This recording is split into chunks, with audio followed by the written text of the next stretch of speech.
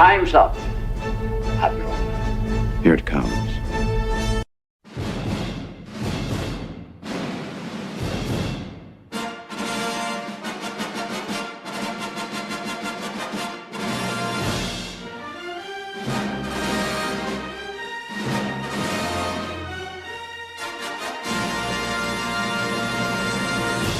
Fade in. If somebody's gonna try to blackmail me with advertising, blackmail me with money, go f yourself. But go f yourself. Is that clear? I hope it is.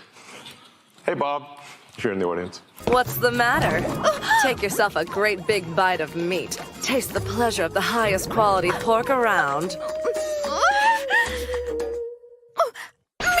Give me the meat and give it to me raw. I will twerk on her on the bed. I ain't gonna do it in the middle of the dance floor. That's what I'm... Yeah, whatever. That's all right. Why? My brain didn't need that. I'd already seen too many pictures of Shooty Gatwa today. What? Well, there's an image in my mind. But I also hate you a little because you go and make it your business to try to make fun or try to get in. Yes, exactly. Half-breed putting her crotch in my face. Ooh, so exciting. There is nobody of merit there. It's for their new fan base. That's who D23 is for. Everybody who went there knowing they sniff crotch and suck shit. Great Scott. People are not going to enjoy that. They recast him. He's like 16 now, and he's got painted fingernails. And he's like, oh my God, let's cast a spell. Who writes someone that's a genius and that everybody is over there sucking her toes, and then you got to come over here and then say something ridiculous like, hey, victimize me, daddy. I'm still jerking off in front of my console. Impressive. Most impressive. But we're told that we don't like any of this because we're misogynists. We just don't like this stuff because we're women. And the only reason we're unhappy about the Ray movie coming out, because, guys, did you hear the Ray movie was canceled and uncanceled? Did you hear that? Dre, you heard that too, right? I did hear it. Wait, I did hear it. What did I do? You said because we're women. We hate it because we're women. Okay. All right. Yeah, see, now Ariel just arrived, and she's going to make sure that I remember that. Yes, we didn't want it to come out like this, but Adam is in fact trans. He's coming out of the closet. Him and Dermy are in a relationship. It's time.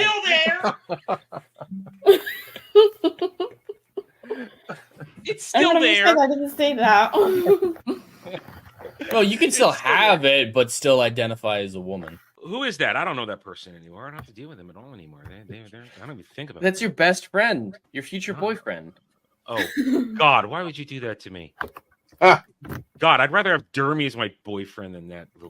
Oh, God. He's a she. He's a she. I'm colored. Shut up. Yeah, you know what? This freaking existed. It exists. That exists. You just imagined it. I guess. Kind of hurts. I think it's physical. I'm gonna tell you if I'm gonna tell you a story and the end result is gonna be me taking a dump on somebody's forehead, do you care about how we got there? But we don't want Revan touched. No. Agreed. You don't want anything good touched. No. Agreed. Yeah, because you know what, Disney Star Wars is a bad touch. It is a bad touch. Touches you in the bad place. It's a bad touch. Show me on the doll where Disney Star Wars touched you. I need a bigger doll. Oh, God. There's no doll left. We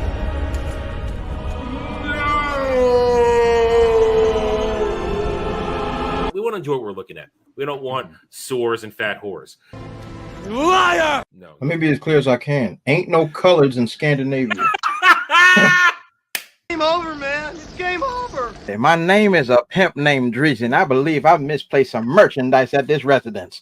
Lord Jesus and the shepherds, where is daddy's money? I will not hesitate for one solitary second to put hands on somebody if I don't have my monies.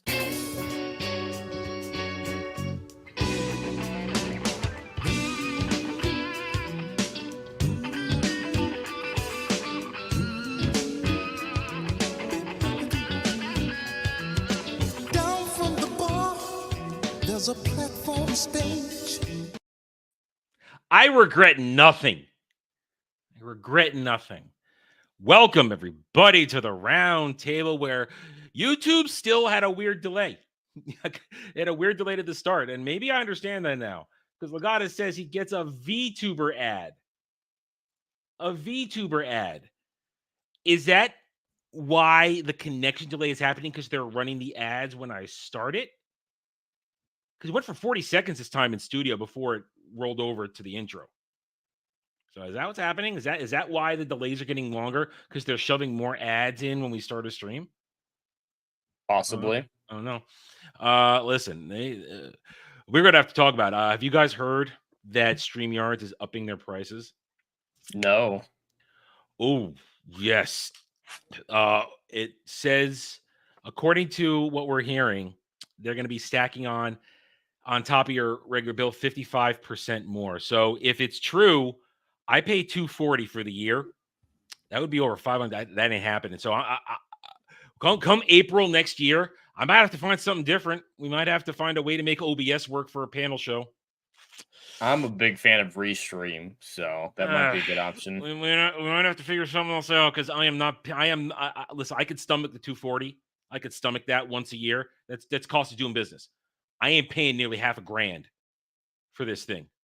Especially if I could give me my goddamn dark mode. Anyway, welcome to the round table where we will get up to some things, especially someday I don't want to talk about. I don't want to talk about one of our primary topics today. I don't. I really don't. I am conflicted. I'm annoyed. I'm frustrated. And there's a lot of reasons why, but I have to do it because you guys expect a response from me on this. And guess what? It's the job. It's the job. I got to talk about it. That being Dragon Age, the Veilguard, and all the nonsense surrounding that. We'll also talk a little bit about Agatha. Did anybody besides me watch that shit? Well, great. Well, we're still going to talk about it because we don't have to talk about the show. We can talk about the shit surrounding the show. And unless you guys really make it worth my while in the next 4 or 5 days, I'm not reviewing it anymore. I fulfilled my promise to Dermy. And motherfucker said to me, Gomez, I wasn't going to watch it after making you guys do the compromise to watch it. And having watched it, he said, I shouldn't have made such a big deal to make you guys watch this because it's nothing. It's nothing. It's empty. It's hollow. It really is just gay agenda. There's nothing even to make fun of in it. Yeah, it's not like Acolyte where you can tear it apart and laugh at it. Yeah, where Acolyte, where they're actively doing shit to break lore. There's no lore to break in this because it's made up. There's nothing there. And it's not even, there's nothing even bad to rip on. It's just, if you watched my second review, I lost it during my second review. I mean, here, I'll show you. This is what consider hair a little bit longer, nice and well groomed. This is what I look like generally before I do a review. And when I was finished watching the episode, this is what I looked like. Hang on. Wait. God damn it. This is what I looked like. It's going to be Dermy, isn't it? Just a picture of Dermy. No. It's me. But this is what I looked like after the song, after the down, down, down song. That's what I look like after it. Okay. That's how the inside and outside. That's how I felt. I don't see any difference. They're the same picture. I hate you. You it don't just looks normal. You don't give me presents, and you basically now ruin my self-esteem. Thanks. Thank you. Anyway, so yeah, and you know what we're not going to do? We're not going to talk Rings of Power today because there's no reason to. There's no reason to. Watch myself, Jed, and the others rip it apart on Mortal Country from last night, which did get claimed. It got claimed because the overlay was not good enough, and I ran too long on a particular scene towards the end. I have since blurted out, and I'm disputing it now that it's blurred out. But that's my fault.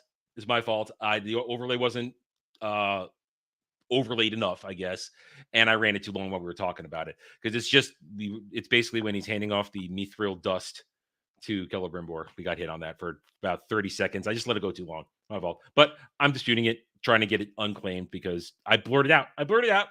They have a right. I ran it too long, but no audio, and we were too informative because we were talking the entire time, adding things. Anyway, so you want to hear This Is Mordor Country. You want to hear Rings of Power talk? Go check out Rings of Power.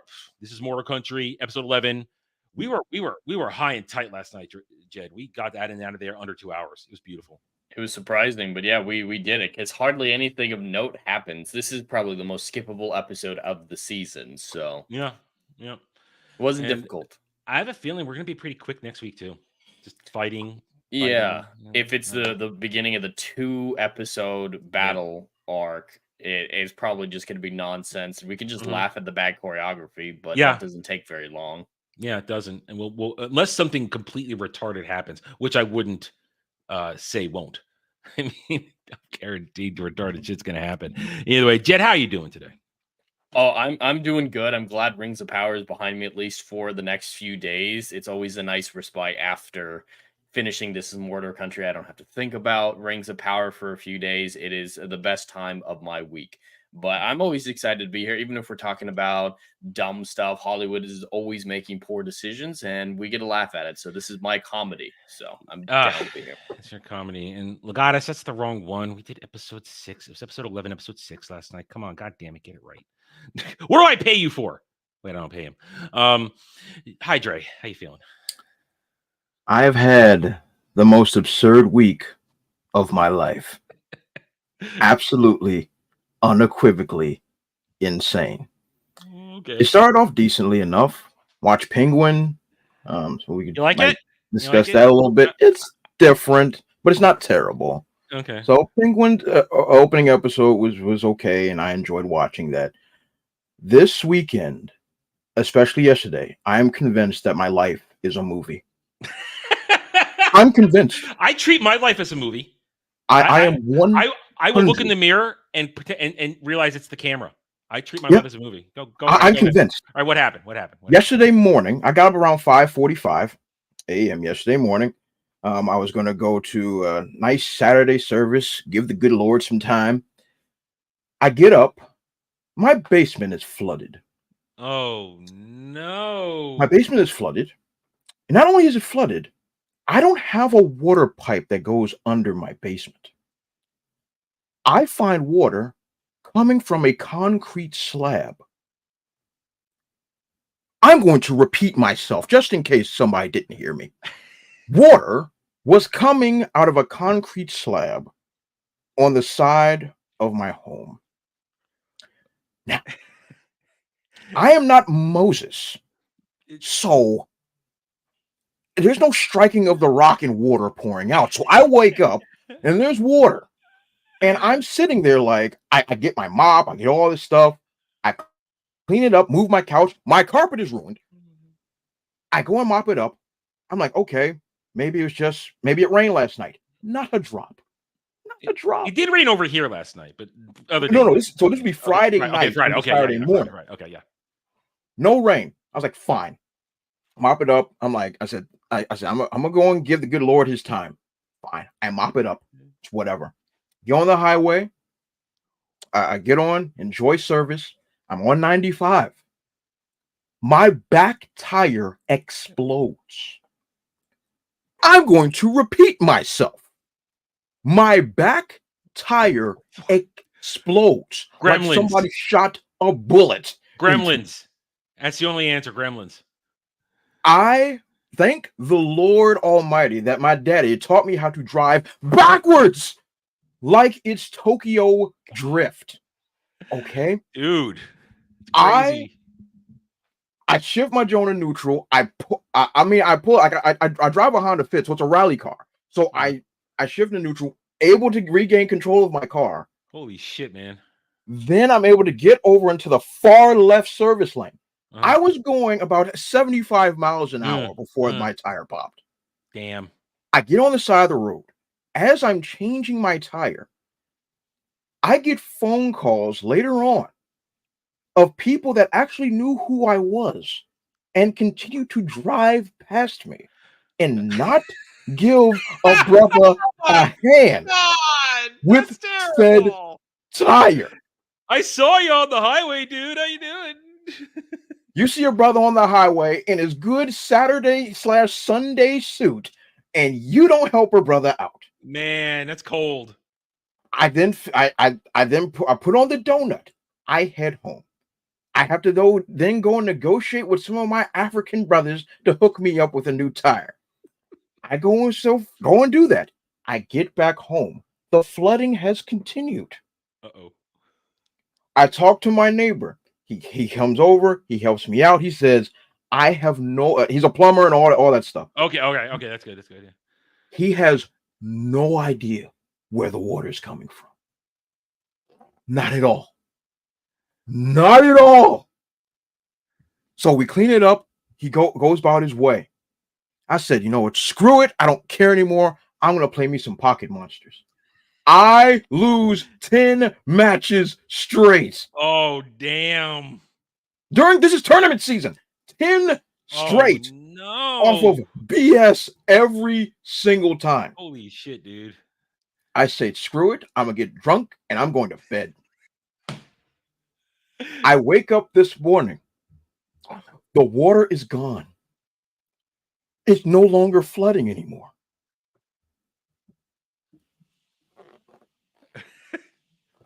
You tell me. You imagined it all. What is going on? You in a coma yesterday? Just a fever dream? I don't know. Jed. So you know what? It's because you were in the Ballbusters chat on Friday. That's why. Yeah, you're being punished for that. I like Jay Fraser's comment. This is how he finds out he's in the Netflix version of the Truman Show. It's true. It's true. I thought I was going crazy. My wife and I was going to take my wife out yesterday. I was like, hey, we're going to go out because I'm trying to keep good energy. I'm trying to keep the good vibe. And she says, no, you need to go to your happy place. For those that don't know what my happy place is, it's called TJI Fridays, the greatest place on earth. I go to Fridays and just like, hell, give me a top shelf Long Island, give me some chicken strips and some fries. I'm convinced. Oh no, order was great. Wait, no, okay. Order was wrong, but it's fine. But I am convinced. I'm convinced. My life is a movie, and somebody is screwing with me. I have no clue what has happened. And I threw all my carpets out last night. Okay, that proves it wasn't a dream. It wasn't a dream. Well, I mean, listen, I got nothing compared to that this week. I just watched shit television this week. You know, that's all I did. That's it's insane. How could they leave you on the road, man? I don't know. That's just you're cold. gonna do that. Just don't tell you that. Tell you did me. That. I mean, listen. If I had been on 95, I don't go on 95. I stay off on 95. Why? If I had been on 95 though, and I'd seen you, if I had stopped, I couldn't have helped you at all because I can't change a tire for shit. But I could have at least been there for moral support. Something. How about you just not tell me? Yeah, I've been fine just not knowing. Why are you gonna call me and like, yo, is that you on the highway? Yeah, I saw your car because you've had the same car for well over a decade, and I knew it was you. And I saw you. I was like, man, what's going on over there? What's going on over there? What's it look like?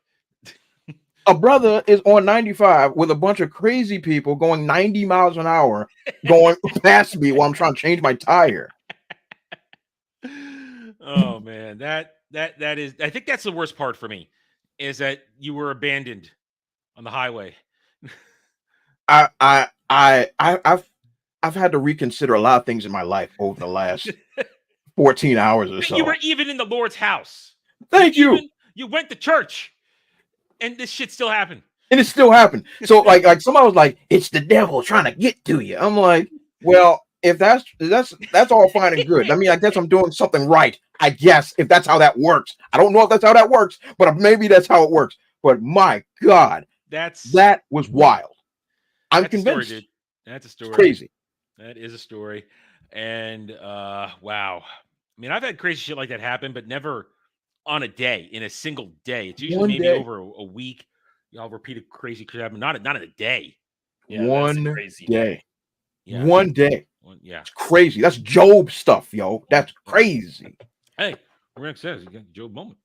Job moment. There it is. It's a Job moment.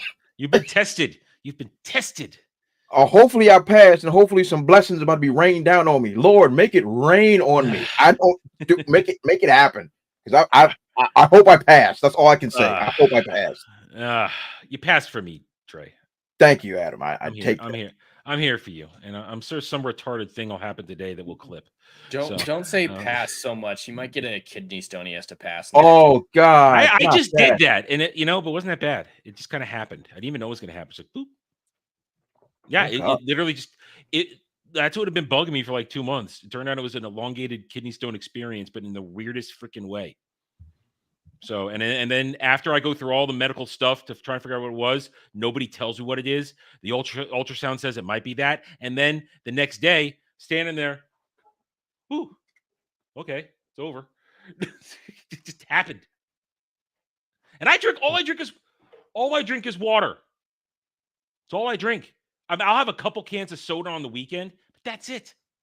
It's a very strange incident how I got kidney stones. We don't know. Anyway, let's move on. Let's talk about we're here. As I said, this is not that I don't want to do the show. We love you in the chat. I love Dre. I love Jed.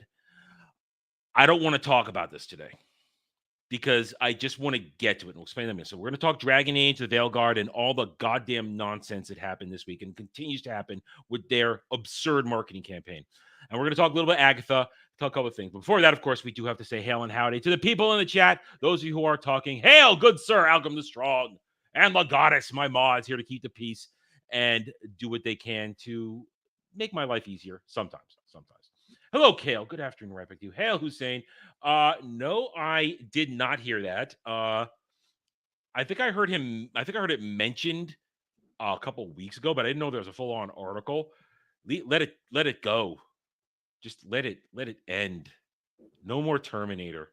Just no more, please. No more. Well, that's not the worst thing he said. Recently, he heard that people were criticizing his dialogue in a lot of his films, and he just came back with, well, whoever's criticizing me, I want to see your 3 out of the 4 highest grossing films of all time before you criticize me. Oh, James Cameron can go suck the big one. All right? you make the biggest girl thirst trap of the century with Titanic. And every girl brings their boyfriend and husband to go see it. And then every teenage girl in a party makes us all fucking watch it, or I didn't even get any. All right? So screw all that. Screw all that. Screw Titanic. And then you make James Cameron unlocks the normie code. James Cameron knows how to twist the normie buttons and push them and twist the tipples or all that shit like that. He knows to do it because Avatar, Avatar is just Avatar. We don't get it, but it makes money because the normies are like, yay. So don't try to pretend you made art, you son of a bitch. Don't try to convince me you made some great. You're just good at appealing to normies and chicks. And you made a lot of money and you effed Linda Hamilton and then divorced her. Okay. I mean, that's what that is. That did happen. He's no auteur. You know? He ain't Coppola. He ain't Scorsese, who actually make legitimate films that are going to go down as cinema that will be studied throughout the eras, you know? No one's going to study Avatar except for the special effects. God, fuck James Cameron. Hail, Ruben X. Konnichiwa. Drake, read that one. I'm not going to read that. I'm not reading that. You're not going to read it? No? Okay. Konnichiwa.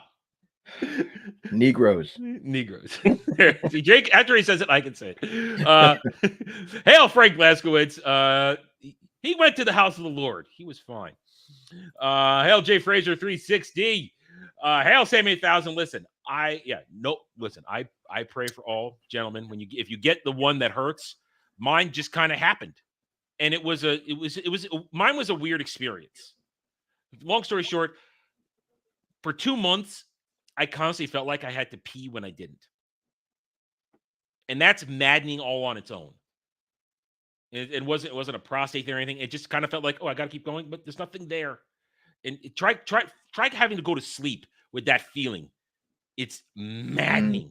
That's what kind of screwed up my wake sleep schedule for the past few months, up till 5 a.m. waiting for a window of comfort to just go to sleep. So my experience is not one to be as an actual kidney stone experience, but it was kidney stones in the end. And I didn't suffer the giving birth that many men do. And so, yeah, I hope that you never get it. Sam 8000. Going down. Anybody else, if just watching, not chatting, we're happy to have you here on this busy. Oh, we lost Jed. On this busy Sunday afternoon. We hope you're enjoying the show. Hit that like button. Links are in the description below. And Jed will be back in a moment, I'm sure. Okay, no Dragon Lady this week. She is with she's visiting family, and when she goes to visit this particular family, they have crap Wi-Fi, so she cannot join us. All right, so we're going to start with this. There he is. He's back. Welcome back. So I want to start with this because this is kind of the overarching part of our discussion today. Because everything we're going to talk about has to do, and we don't really like to throw this term out a lot, but woke agenda is in this. So I'm going to bring this up right now. We're going to see a familiar face that we have roasted before when talking Disney Star Wars. We have seen M in the past. I try to get blocked by her because she's nothing but a wannabe thought on Twitter. But she posted this a couple of days ago. And she's also very political. Like, no surprise, she believes the very Marxist agenda shit that's going on in our country right now. She believes in that stuff. Gun to their heads, these people still wouldn't be able to give you a definition for what woke actually means. It took me all of 20 seconds to write this down and post it in a reply. Woke, an agenda-driven message grounded in common Marxist leftist ideology, heavily enforcing intersectional feminism, which also forces more than two genders recognition, aka pronouns, catering to demented weirdos and broken individuals who have traded in faith for ideology. Dre, is that a pretty good definition that I came up with? Yeah, that's pretty much spot on. That's definitely something I would as for I think overall majority that will cover it. Yeah, covers it's what it means right now. Yeah, I agree. It was something different before, but this is what it means now. Yeah. And I'm sure if Jed was here, he would agree. I'll agree with you. That's exactly what it means now. When it was the first inception of it, which I will say was created by the Black community, which was the idea of to wake people up to the atrocities that were happening in our existences. Its original incarnation was about trying to bring realities of the suffering of Black folks to white folks and other folks like that to see what was going on. What it is now is exactly what you have sitting there in front of me. 100%. I first heard the original definition when Black Panther came out. That's when I first heard it. Because that suddenly it started appearing in articles. And my mom said to me, because we had just come back from China and I was in recovery and I was just kind of, I didn't leave the house that much because I couldn't. My foot was busted and my general physical well-being was still rebuilding itself from actually having actual Chinese coup, like not the lab shit, but actual thing. So I didn't pay attention to a lot of shit. She said to me, though, have you heard this term woke before? Because Black Panther just come out and we were going to go see it. And she goes, I said, no. And she read that exact definition you just gave to me. And I'm like, okay, I guess, sure. But here we are a good nearly 10 years later. And it is this now. It's not about bringing historical recognition. There you are. How you doing? You okay? I think so. That was a strange series of events. I did. All right. So did you hear me read this or do you want me to read it? Okay. All right. So here's M. We recognize M. And she said right here, gun to their heads, these people still won't be able to give you a definition for what woke actually means. And within 20 seconds, I replied with this. Woke, an agenda-driven message grounded in common Marxist leftist ideology, heavily enforcing intersectional feminism, which also forces more than 2 genders recognition, aka pronouns, catering to demented weirdos and broken individuals who have traded in faith for ideology. Jed, is that pretty spot on? I mean, that's fairly accurate. It definitely does use some inflammatory language, which I love. I'm trying to get blocked by her. It's effective. It's definitely an effective definition that would get people to understand what it is. But yeah, I think that's the biggest part is inserting these messages in where they don't belong. Exactly. Yeah. And the whole point is, my whole point in replies is that these people want to pretend that it's still the definition that Dre just gave us. They want to pretend that it's still the relatively harmless idea of pay attention to what happened in history. Yeah.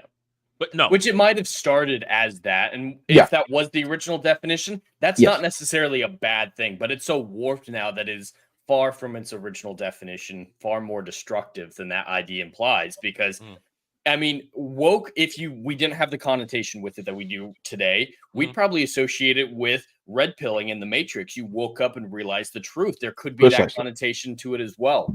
But now it's just far too entrenched in this ideology, like you're talking about, commie Marxist leftist, that a lot of people don't associate it with red pilling like it could have initially been. Yeah.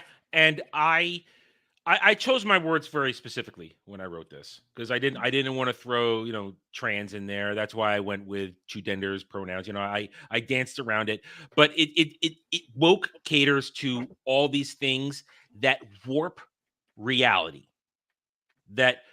Commie Marxist leftism relies on reality inversion as one of their main tools to tell you something that you're doing, but they're the actual ones who are doing it. To push this idea that augmenting yourself is sane and normal. To try and tell you that it's okay to have men be soy boy betas and let women tell them what to do and everything, and have women take over all the masculine roles in the world, when most of the women, real women that we know, are fine with men being men and doing the manly things that make them love us. So that's, I jumped on this, and then as the week went on, as we got closer to the day, I realized, okay, this is our jumping off point for all this, because I don't like to throw the term woke around too much, because it gets diluted when we reference it too much. But I felt it was okay to bring it up today, because I put the definition to it, at least the definition as I see it, because we are dealing with a lot of stuff right now, especially today's conversations, that are grounded in everything that we just talked about in that. Not so secret agenda, definite ideological stuff, and women basically removing the ability of men to be men. I mean, last night, Jen, when we were going over Rings of Power, you brought it up perfectly that when Muriel comes in, just takes Elendil's manly gesture of, I'm going to put myself before the gods to protect your honor. No, I'll do it myself. You can now just stand there and watch me be awesome. He should arguably be the main character of the Numenor storyline, and he is constantly put to the side, belittled, mocked, and every heroic moment that he could have, even in season 1 with the war in the Southlands, he just sat back and did nothing. It was really disappointing. You can clearly see why they're doing it. He's supposed to be a strong male king that settles Middle-earth with the Numenorean people after the fall of Numenor. He's supposed to be this hugely important masculine character. So, of course, they're going to take away every heroic moment he could possibly have and give it to Muriel, give it to Galadriel, give it to his strangely diverse son, or his strangely not diverse daughter. And it all for the fact that we know how he goes out. He goes out at Chad fighting the Dark Lord. Stands up to him. They'll change that if they get that far. I still I still think they pull the plug after next season. Wouldn't that be hilarious if that's what season 3 is the war for the battle of the last alliance? That would be funny. Let's just get there. Boop, there. We're there. Let's get there. Let's just get there. They've just gotten there with everything else, haven't they? All the death that's supposed to happen there. I don't think any normal person will care seeing the High Manager Gil-galad get. We're gonna cheer. We're going to go, yeah! How? Dude, if they get there, I'll play even money. They put Guy Ladriel at the Battle of Mount Doom. Oh, 100% she'll be there. There's no doubt in my mind that she'll be there. And she'll be probably the one who cuts off the ring. Oh man! And the sword. No. I better. She puts the sword in Isildur's hand, and then he does it. It might be that, but I think she's actually going to be the one to cut it. She'll throw him. She'll throw him the sword. He'll catch it, and then swing it, and then. That would be hilarious. But yeah, I think she's going to do it. She's going to drop the sword next to Isildur, and all the men are going to walk up and say, Isildur, look what you've done. I know. Just assume it's him because the sword's near him. That's intersectional feminism. Intersectional feminism. It's why I threw it in that definition. It's in all the entertainment we're dealing with, and it goes beyond just television, beyond movies. It's in books, it's in comics, and it's in video games. Everybody knows, if you watch Mellow Mondays, I've actually made some videos. I talk about it on my gaming channel right now. We're playing the franchise. I have for the past, I would say now 15, 16 years since it started. I'm a fan of Dragon Age, the Dragon Age franchise. I love it. I have replayed every game multiple times. Right now, including the current playthrough of Inquisition, I've got over 700 hours on Inquisition alone.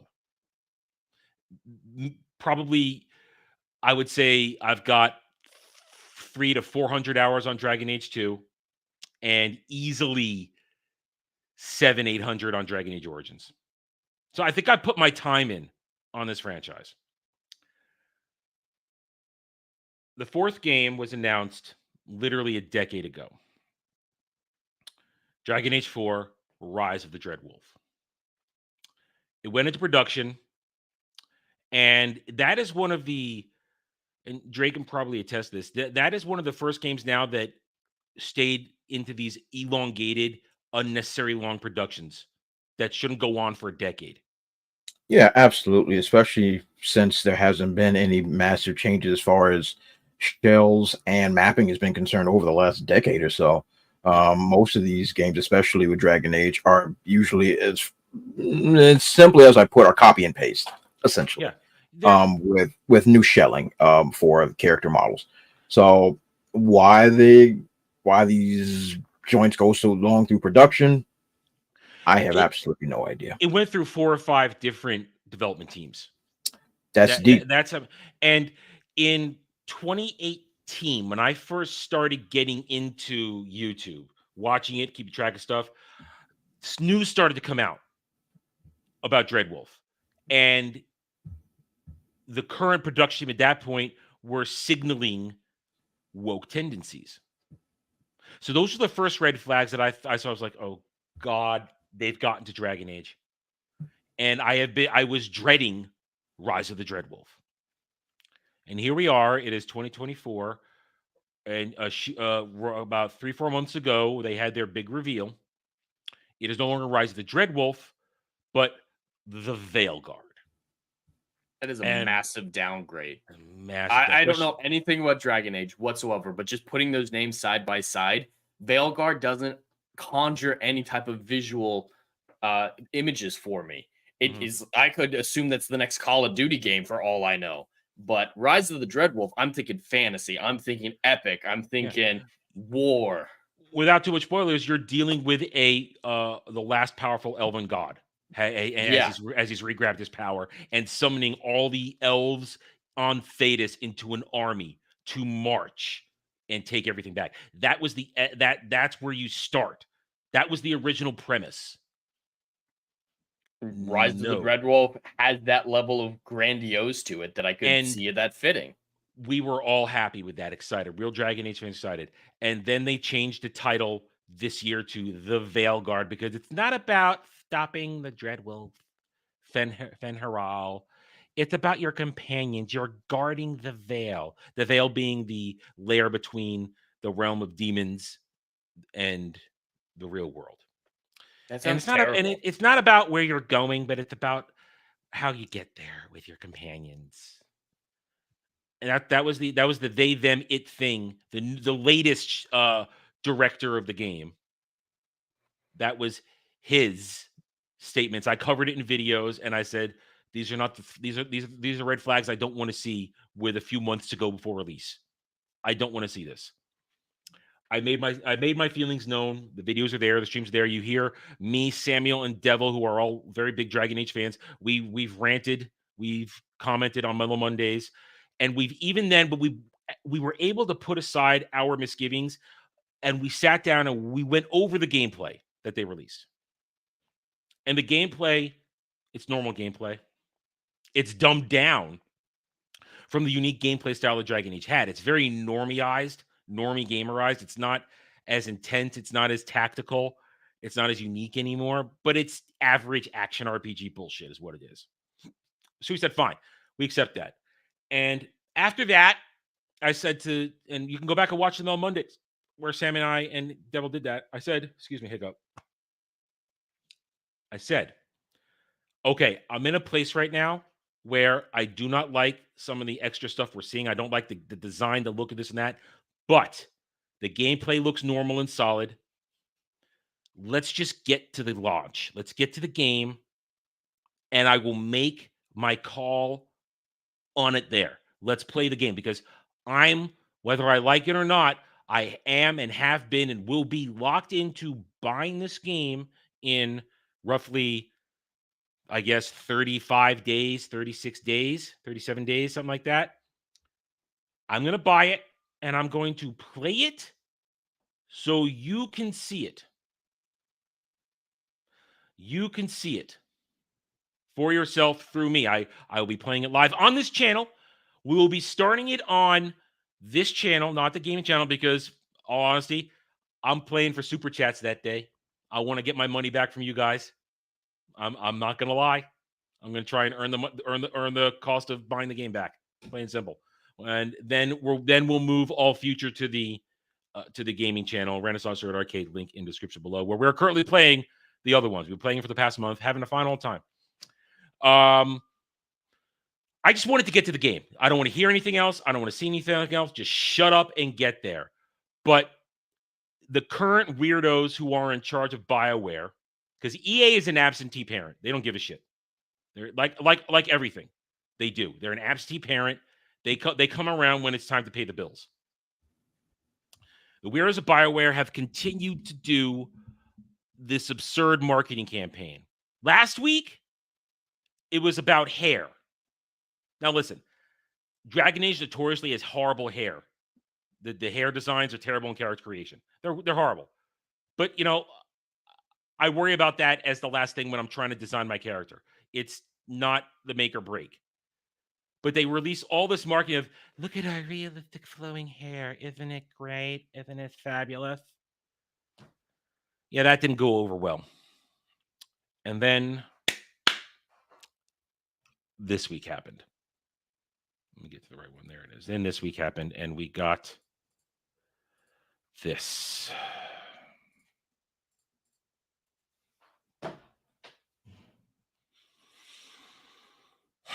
I became aware of this on Thursday. I was in the middle of doing my Agatha reviews and the Rings of Power review.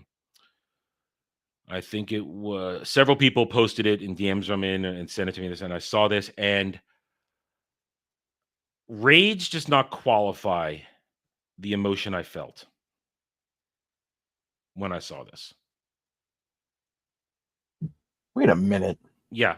It's what you think it is, Dre. It is exactly. We don't even need to read the article. The title says everything, Dre. There's a video out there. I don't want to watch it. I want to try and stay calm as I talk to you guys right now. Okay. No, I'm very serious. Yeah. I mean, in one of my secondary DM rooms, I held off on for like 2 hours until Samuel poked the bear, and then I exploded in a rant. To which point, our good friend Gal even said, "I like this version of Adam," because I was just angry beyond angry. But I thought this was solved already with the whole type A, type B body types. I thought that would... It's not inclusive enough for trans people who are damaged from the transition. Yeah, Next they're gonna have like the maggots falling out for the male to female. Oh God! So now now there's in there's tattoo scars and character creation thing. They have a button for top surgery scars, and there's also a bulge slider.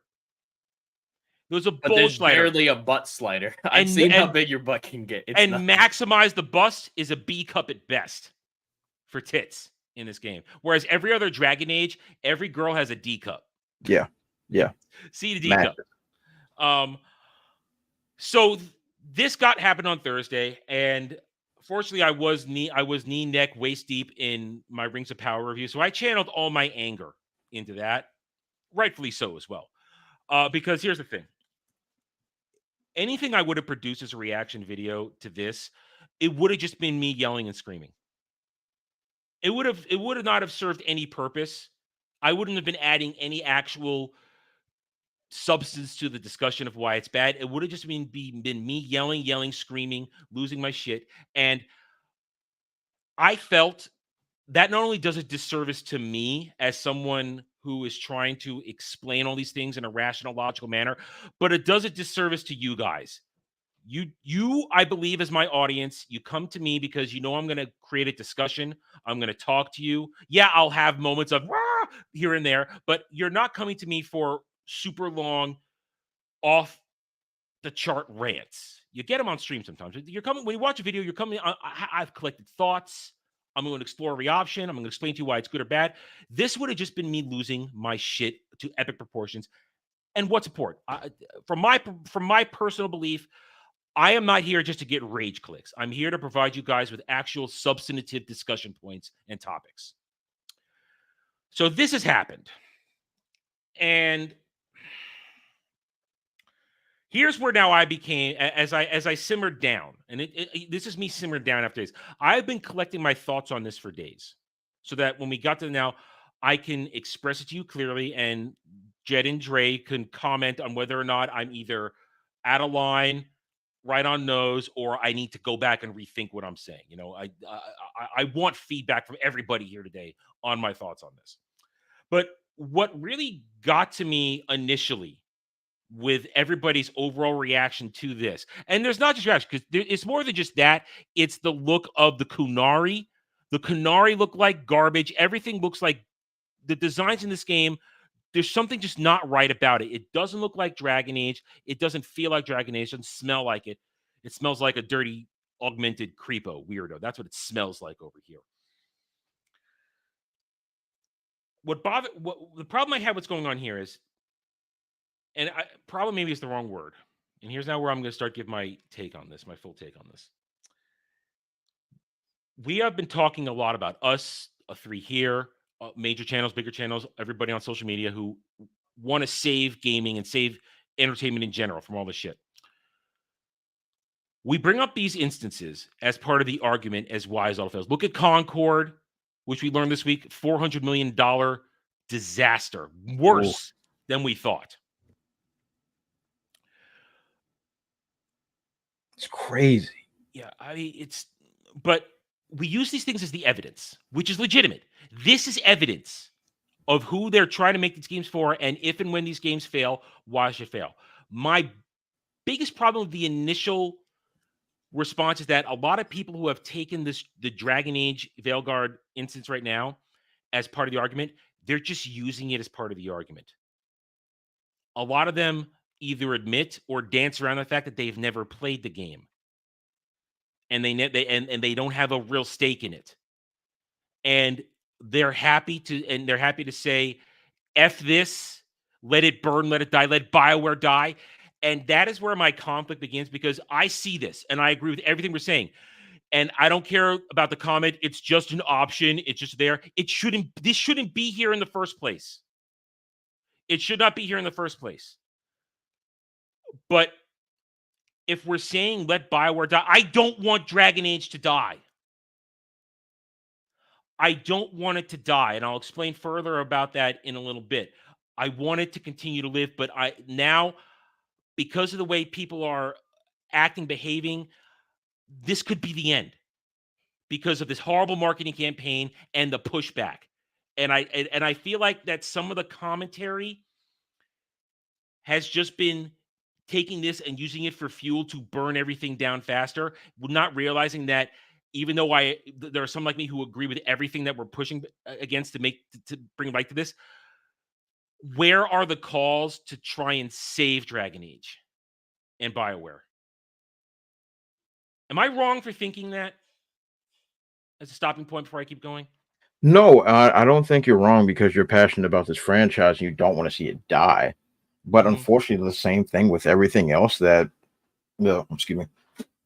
come in contact with the woke mind virus. It's gonna die. It's an inevitability at this point. Every single franchise is being beat across the head like a baby seal. Like it is what it is. Like it sucks eggs, and I understand your passion because you love this franchise. But in actuality, all of this stuff has to die before we can build something new from it. It has to burn, and this is it for Dragon Age. Yeah. It's reality. It's over. I mean, go ahead, Jed. Go ahead. This is of course going to be incredibly damaging to the Dragon Age franchise, but with all these other franchises, like Dre saying, the best thing for them is for them to at least go on hiatus for a long time until this can end. Like Doctor Who, I don't want Doctor Who to end. I don't want that franchise to go away, but it is one of those shows where you could just kind of forget about it for right now, pick it up in 20 years later, and not have missed anything important, like what happened with New Who versus Classic Who. But it just needs to go on hiatus. The way I specifically look at this too, with what you're saying, of destroying these franchises, calling for the end of Dragon Age and whatnot. And BioWare, they're calling for the end of BioWare. Well, and BioWare, I mean, that kind of makes sense with all the other shit too. But it's just like a forest fire. Sometimes you need a fire to wipe through there, destroy everything, so the same trees can grow back in their original places as they were, young and beautiful again. So we just need a forest fire.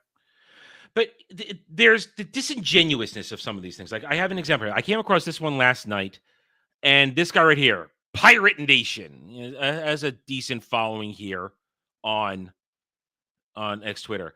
I just want to know who the F is trusting this company. Their last 3 releases were Mass Effect Collection. Right away, he says Mass Effect Collection, the censored one. It was censored? And that's the point. That's my point. They moved a single frame off Miranda's ass in a close-up. And that was the censored thing that everybody locked onto and made a lot of disingenuous videos on at the time. And when the game was coming out, it was when my channel was getting started. I said, I'm buying the game. I'm a huge Mass Effect fan. I'm going to play the game for you. At the time I wasn't live streaming games. I recorded it all and I put it up and I put a review up after I did each game on the Legendary Edition. And I said, we're gonna go through the whole thing together and we're gonna see if this thing is censored. It wasn't. The only censoring was the one frame that they hyper-focused on in all the previews, that they moved it off of Miranda's ass from the original Mass Effect 2 cutscene.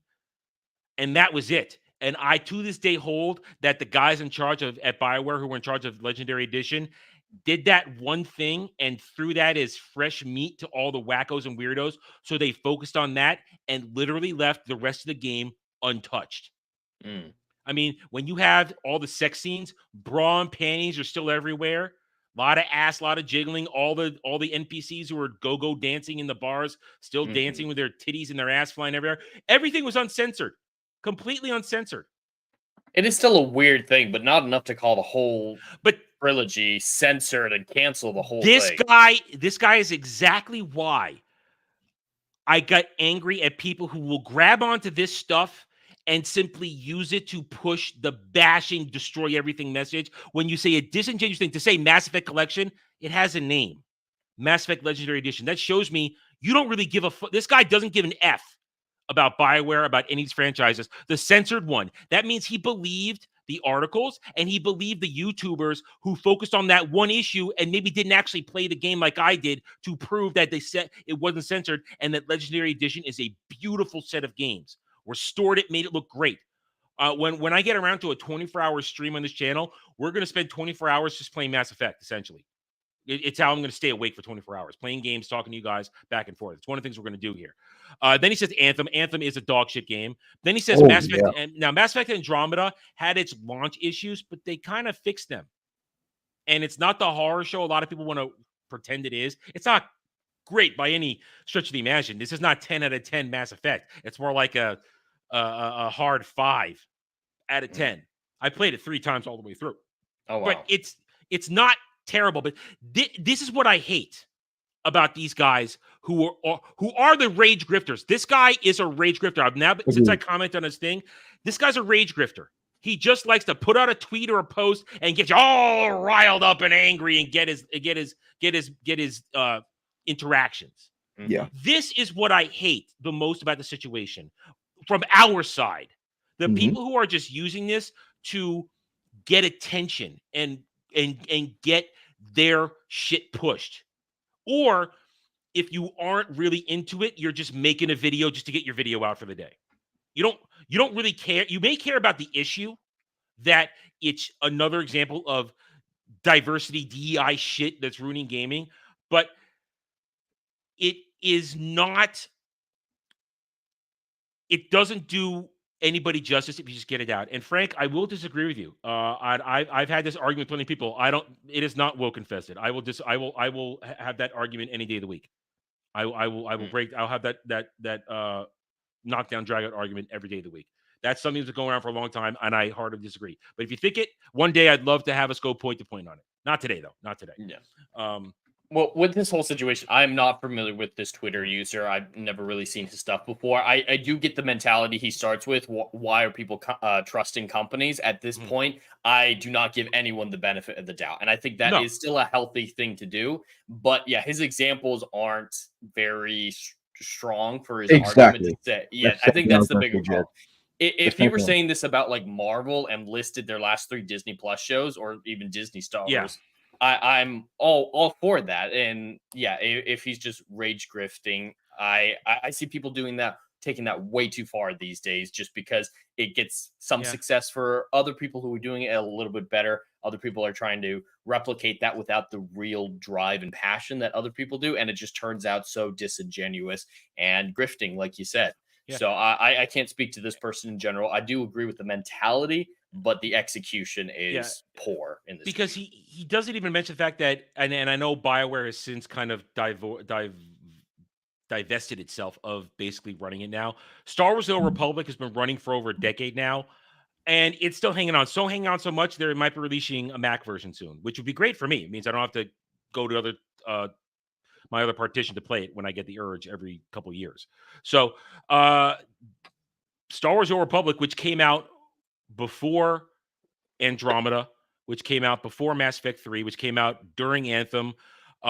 It's been a success. It is widely loved. Do they do stupid Disney Star Wars shit? Yes, they do. They put that into the cash shop, which people can buy glamour shit. You don't actually have to take part in it. But that is successful and has been well cared for. Now, I think recently, if I remember correctly, they sold it off to a new company. So I don't think BioWare is in charge of SWTOR anymore. I'm pretty sure they're not. But still, that is an example of something that has been working for a long time and was working. EA just decided we're done with it. We're getting rid of it. But this is my part of it where I get angry at everybody just continually harping on it because it's a thing to harp on. But we cannot deny that this DEI bullshit has murdered everything.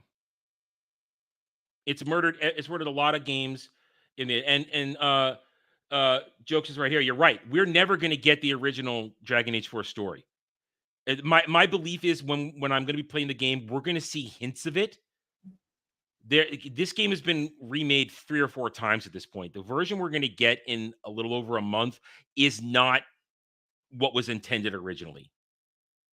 So we're going to see what it is. And my original statement, I will adhere to it, that I said a couple weeks ago, maybe a month ago. I said, I think there's a good game in there somewhere, and we're going to see it here and there, but it might be weighed down by a lot of mediocrity. And in the end, when it comes to getting my hands on the Veilguard, once we're past the character creation, and this is where I melted down on Thursday. I said what I'm going to do I'm going to live stream the whole thing. From usually I'll skip over character creation because I don't want to waste anybody's time. No, when we start the live stream, we are starting with character creation because I'm going to stream it. I'm going to make the chattest motherfucker possible, the most masculine, big deed, bulge out to the world. Shoulders, muscles, maybe not bulge out to the world. You know what I mean, though? He's going to be out there. He's going to go out to Fetish, and he's going to slay as much puss as possible. I don't care. And I'm going to talk like that when I'm making it, and I'm going to clip it out. I'm going to make it its own video to show these weirdos that I'm going to do the exact opposite of what they created this abomination of character design for. That they cannot stop me from making it the way I want, from making it as it should be. And then we're going to play the game, and we're going to find out if there's an actual game. If we get past the character creation, will there be woke bullshit forced on us in the game? Will we be able to dance around it? Will we be able to get by it? Does it break the game, or can the game go on and you can ignore this shit? That will be the true test. Unfortunately, as Dre pointed out, it won't matter because we've seen the reports. The sales on this are shit right now. The pre-orders, I haven't even pre-ordered yet. That's because I haven't decided if I'm getting physical or digital copy yet. That's just my thing. I haven't decided because Thursdays are a rough day for me to get out of the house because I share my car and I will not have access to it until Friday. And I want to be on this immediately. I don't want to wait a day. So pre-sales are the shitter.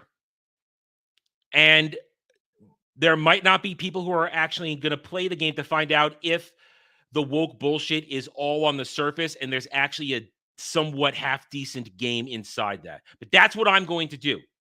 I'm going to be the person that's going to show you that.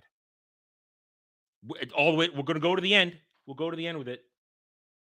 So the DI stuff is done, and now just to transition, here's why I never want this to fail. I never want things I love to fail, and I really don't want this to fail because we're seeing the turn. The tide is turning. Sweet Baby Inc. assholes, they can't find work anymore. Oh, thank God. They can't find. They are now beginning to be turned away because Concord failed, Dustborn failed. All these games, every one of these things, they're all failing and losing money for these companies. So that means the people behind them cannot get work, which means over the next couple of years, and I've been talking about this for about a couple of weeks now, I think, in various stages of discussions. Here comes the chance, the opportunity to get things back to, I don't want to say normal, but on track to normal. Mm-hmm. Maybe, and I hate to use this term, but a new normal. Mm-hmm. Something that is not maybe as great as it was, but something that is at least close to what we used to know, which means maybe real developers are going to get hired again. Real directors, real creative teams who are not infested with DEI bullshit.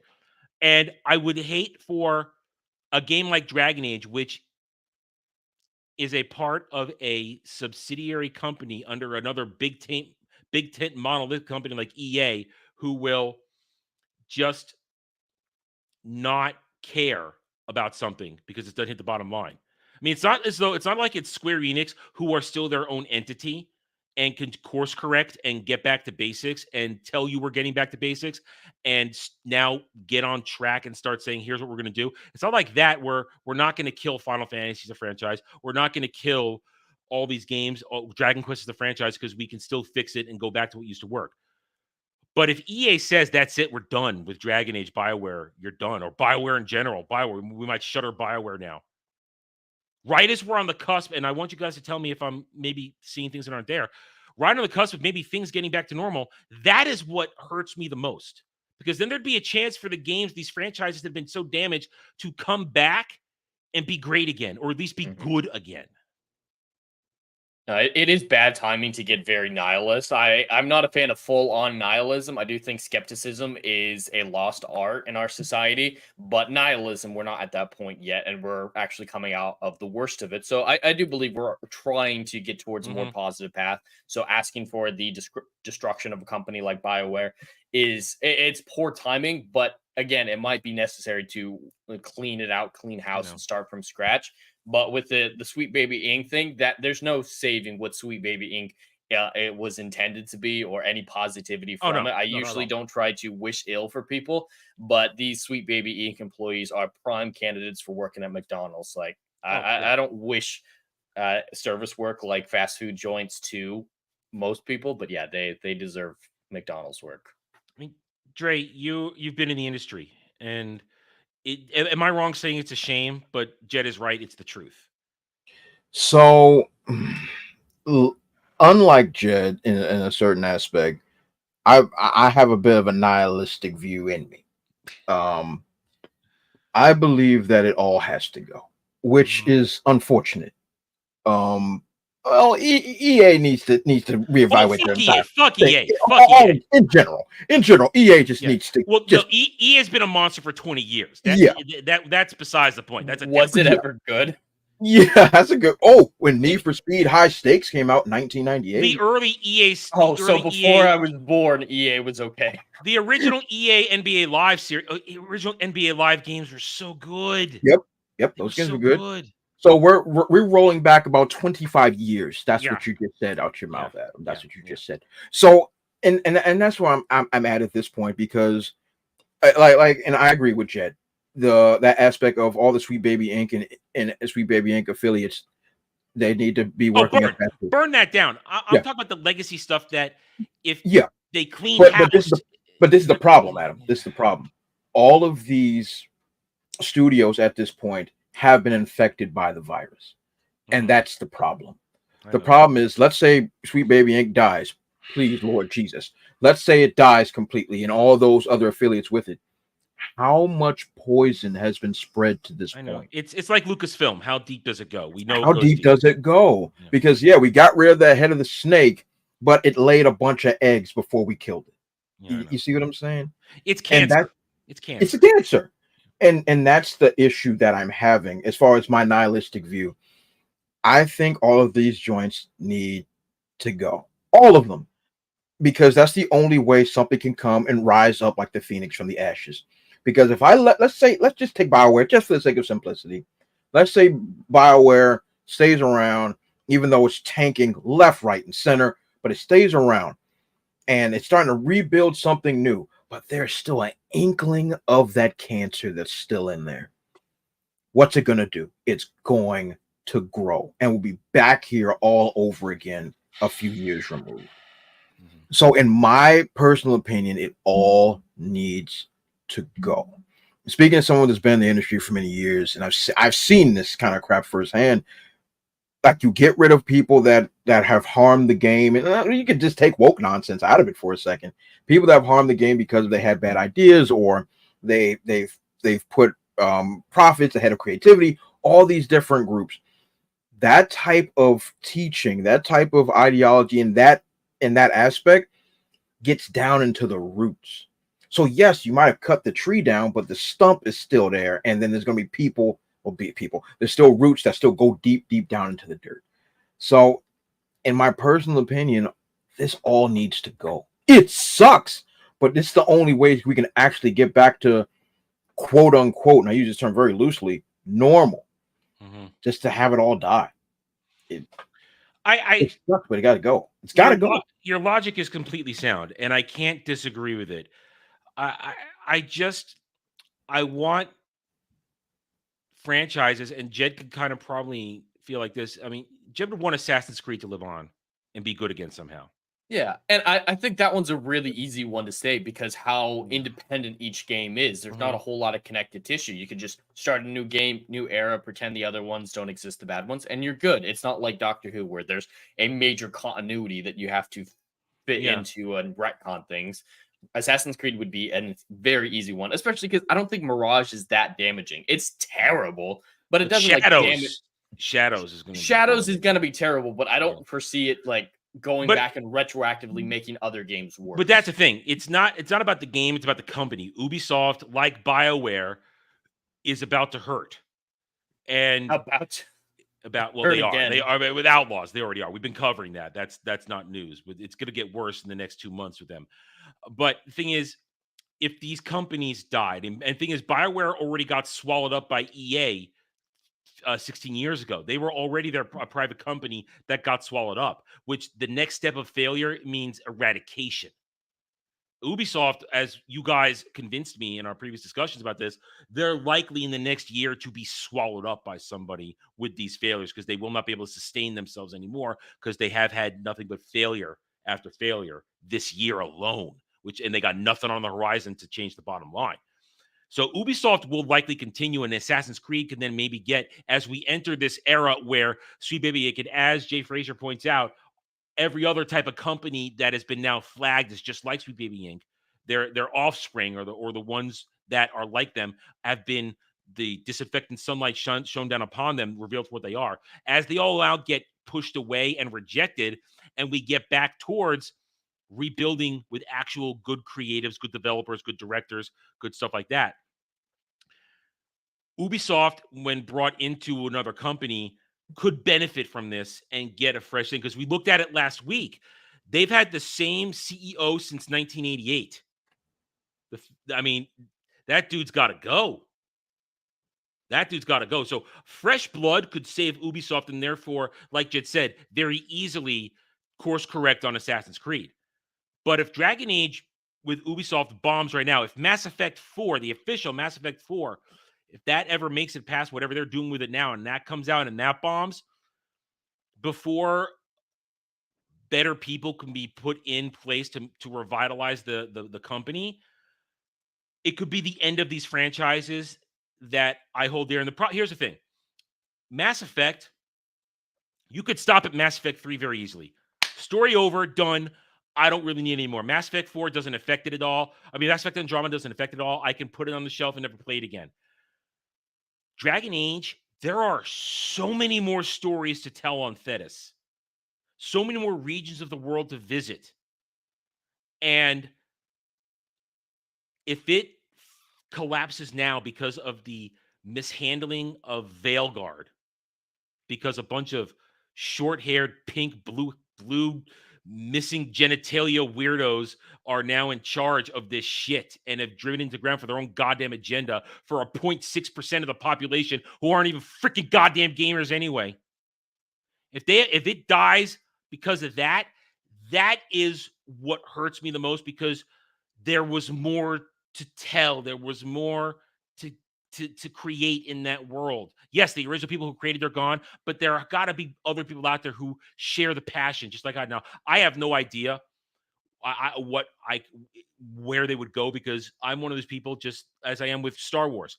I love it so much. It's great. It's fun, but I just want to experience it. I don't want to add to it. I want to be a happy customer, a happy, passionate fan, but I don't want to carry the load of creating on my shoulders, even though I am a creative individual. I can't bring myself to do it, because I feel like there are people who have an original idea and a path that they've had it there and they want to keep going. Problem is they're gone. But there have to be other people out there who get it and will be able to continue it. And I don't want that to go away now, because there are people who are going to come in soon with Sweet Baby Inc. DEI going out of the gaming industry, at least in this version. There's a chance in the next rest of the decade that real gamers, real developers can come back and make good shit. You can burn BioWare to the ground. I would be okay with that, but I just don't think Dragon Age would survive. And that's the pain in my little nerd heart right now. And I understand. Yeah. This is something you love, Adam. Yeah. I get it. I understand completely. All my franchises I love are dead. Mm-hmm. So it's just, it's a terrible cycle we're stuck in. It has to happen. I know it sucks. I know you're in pain, but it has to happen. It's the only way. I know. It's the only way. It's got to go. Jokes is right here. The people coming out saying, I played it for 7 hours. It's fine. Paid goddamn shills. I don't believe a goddamn word any of them say. And I know you're agreeing with me here. These aren't fans who are saying right now. These are fake fans. Fake fans. We'll steer this towards the end now. Here's the thing I've been feeling for the past few days, and Jed, I know you can definitely agree with me on this. This is making me care less and less about existing franchises. It makes me care more and more about the shit I want to create. Mm-hmm. Absolutely. more and more, I want to go either back to the past or at least go to things that aren't tainted yet and just do that and almost abandon. I mean, honestly, if Veilguard hadn't been coming out, I would not have gotten back into playing Dragon Age right now. And remembering how much fun I have, much I love it. I would have just left it in its happy place and not come back to it because because all of it's on my PS3 and I can't hook it up to stream or anything like that. So I would have been fine. But no, it's pushed it back, and we're gonna finish Inquisition. We're gonna burn through it the next couple of weeks, but it's becoming painful to play it now as I get closer to Veilguard. I'm not enjoying it. Last night when we were done with Mortal Country and I was going on to Saturday, I wanted to play something, but I couldn't decide what because I'm so frazzled. And I have a backlog, and I did a check this morning actually, looking towards the holidays. I got 5 games I want to pick up for the holidays. I mean, some of them are remakes. Like one of them is Romance of the Three Kingdoms 8 remake, which that was the best one. 8 was the best one. So they did a remake of that one. I'm looking forward to that. There's the Visions of Mana game that came out that everybody's loving, even though the company went under all of a sudden. But that looks like it's a good game. I got the Grand Blue Fantasy game that came out last year. I want to pick that up. There's a Romancing Saga game, Crimson Scarlet, something that looks good. And I think a couple other things. But I still not able to want. But I keep thinking I'd love to not care anymore. I'd love to be putting all my time and effort into my own things. Problem is, I can't get to my own things yet. I need you guys to subscribe. We got to grow the channel. We got to hit some metric marks this year before I can pull the lever. I'm doing that stuff. So, I mean, I want to feel happy again. And this Dragon Age thing just makes me feel sad. And I shouldn't feel like this. No. But and the fact that you guys have said nothing but truth. I can't dispute a single word you said today about this. Not at all. And what's terrible is I can't think of the last time that in the last 2 years that I genuinely looked forward to something coming out and played it, watched it, or whatever just to enjoy it. A lot of the new things I've seen have been for this channel, for different shows and whatnot. And it's kind of sad. But in the last year, I've really replaced all of that with going back to old stuff that I missed before, revisiting things that I've loved, and writing, just like you're saying. I can definitely attest to that. I'm already working on my second book for the year, working on publishing the first one, and it's just more fulfilling than it's ever been for me. And I actually haven't told Adam this yet, but I just started Stargate for the first time because I missed that sci-fi franchise. So, oh baby, we gotta now we gotta do streams. Now we gotta do streams. I just watched the movie last night after Mortal Country. That's all I just remember the movie to SG1. They don't connect cleanly. You're gonna have to do some headcanon, but SG1 is so good. Just remember, I could walk you through it when you start. I can walk you through it. Samuel, I mean, oh God, see now. This is why I brought it up, just to see Adam get excited about something. Yeah, see the light go back into his eyes. That's exactly why I brought it up. There it is, right there. I actually really like the movie. Like, it's not. It's good. It's really kind of cliche, but it's so much fun. I've never actually liked James Spader in a non-villain role, not once. Like, he's great as Ultron and whatnot, but as a protagonist, I've never enjoyed him, but he was great in this as the Daniel Jackson's awesome, nerdy guy. I think you're gonna really like Michael Shank's performance as Daniel Jackson in SG1, and you're gonna love Richard Dean Anderson and Jack O'Neill. You're gonna love RDA. Yeah. RDA is he's the anchor of the show. It's great. Oh, you're gonna love it. And here's the thing: last year we got Dermy to first start watching, and he loved it. Samuel and I are huge fans. That's it. We gotta, as you start watching it, we gotta do some sort of regular check-in stream and talk about it. See, there it is. And through the fresh eyes of somebody just getting into it. Oh, well, I love all these classic sci-fi shows I've gotten into in the past. Like, it was only 2 or 3 years ago that I watched all of Star Trek, lapped it up. I watched Babylon 5 too. Absolutely loved it. Trying to get into Battlestar Galactica. Tried a few times with that like 2-hour movie. BSC remake. I'm not a fan of. Yeah. Now here's the thing. Stargate, the movie was fun. We also got to get you into Farscape too, because there's Farscape crossover in terms of actors into Stargate in the later seasons, which makes it so good. And you're like, oh yes, they're here. It's been, oh, I see that. This is why I told him on stream. I knew I was saving it for when he was a big low point. I figured there would be one with Dragon Age, and then I slipped it in. Does care. He does right care. before he jumps off the bridge. Hey, I saw Stargate, man. Don't jump. I'm gonna pull out, what is that? Bon Jovi, the lead, John Bon Jovi from a couple weeks ago, saving the lady on the bridge. But see, that's the thing. But that's a lot of us. What we're doing, we're retreating to old things. We go back to watch things. We play old things. But at the same time, I wish I could just put all the energy into my own things, and I want to do that going forward. And hopefully, we'll get there this year. And it's so good. It's so yeah. There are actually Farscape channels right now who are airing the series 24/7. Wow. And when I come across it, I'll just scroll up and say, "Where are you?" Okay, you're there, and I'll just go by because I got mine right there. I don't need it. I got it on hand. Great show. Yeah. Only frustrating is seasons 1 through 3 on the because that's remastered Blu-ray are still 4:3 because they didn't film it in 16:9. But season 4 is 16:9, so that's good. Yeah. I love Farscape. I love that. See, that's the great stuff right there. So. I guess it's transition because we've gone far enough away from it. As far as Dragon Age goes, gaming companies goes, we're gonna find out. I mean, I don't have a lot of hope anymore, but we'll see. I'm gonna play it. I will appreciate everybody's support when I play it. Just carry me through it. We'll get there. I think this will be one of those times where I'm not going to. If it's going poorly, I will not stretch it out. Normally in a game, when you get close to an RPG end, I will slow down. I won't rush the ending. Depending on how this goes, we just barnstorm, get it done. We'll find out.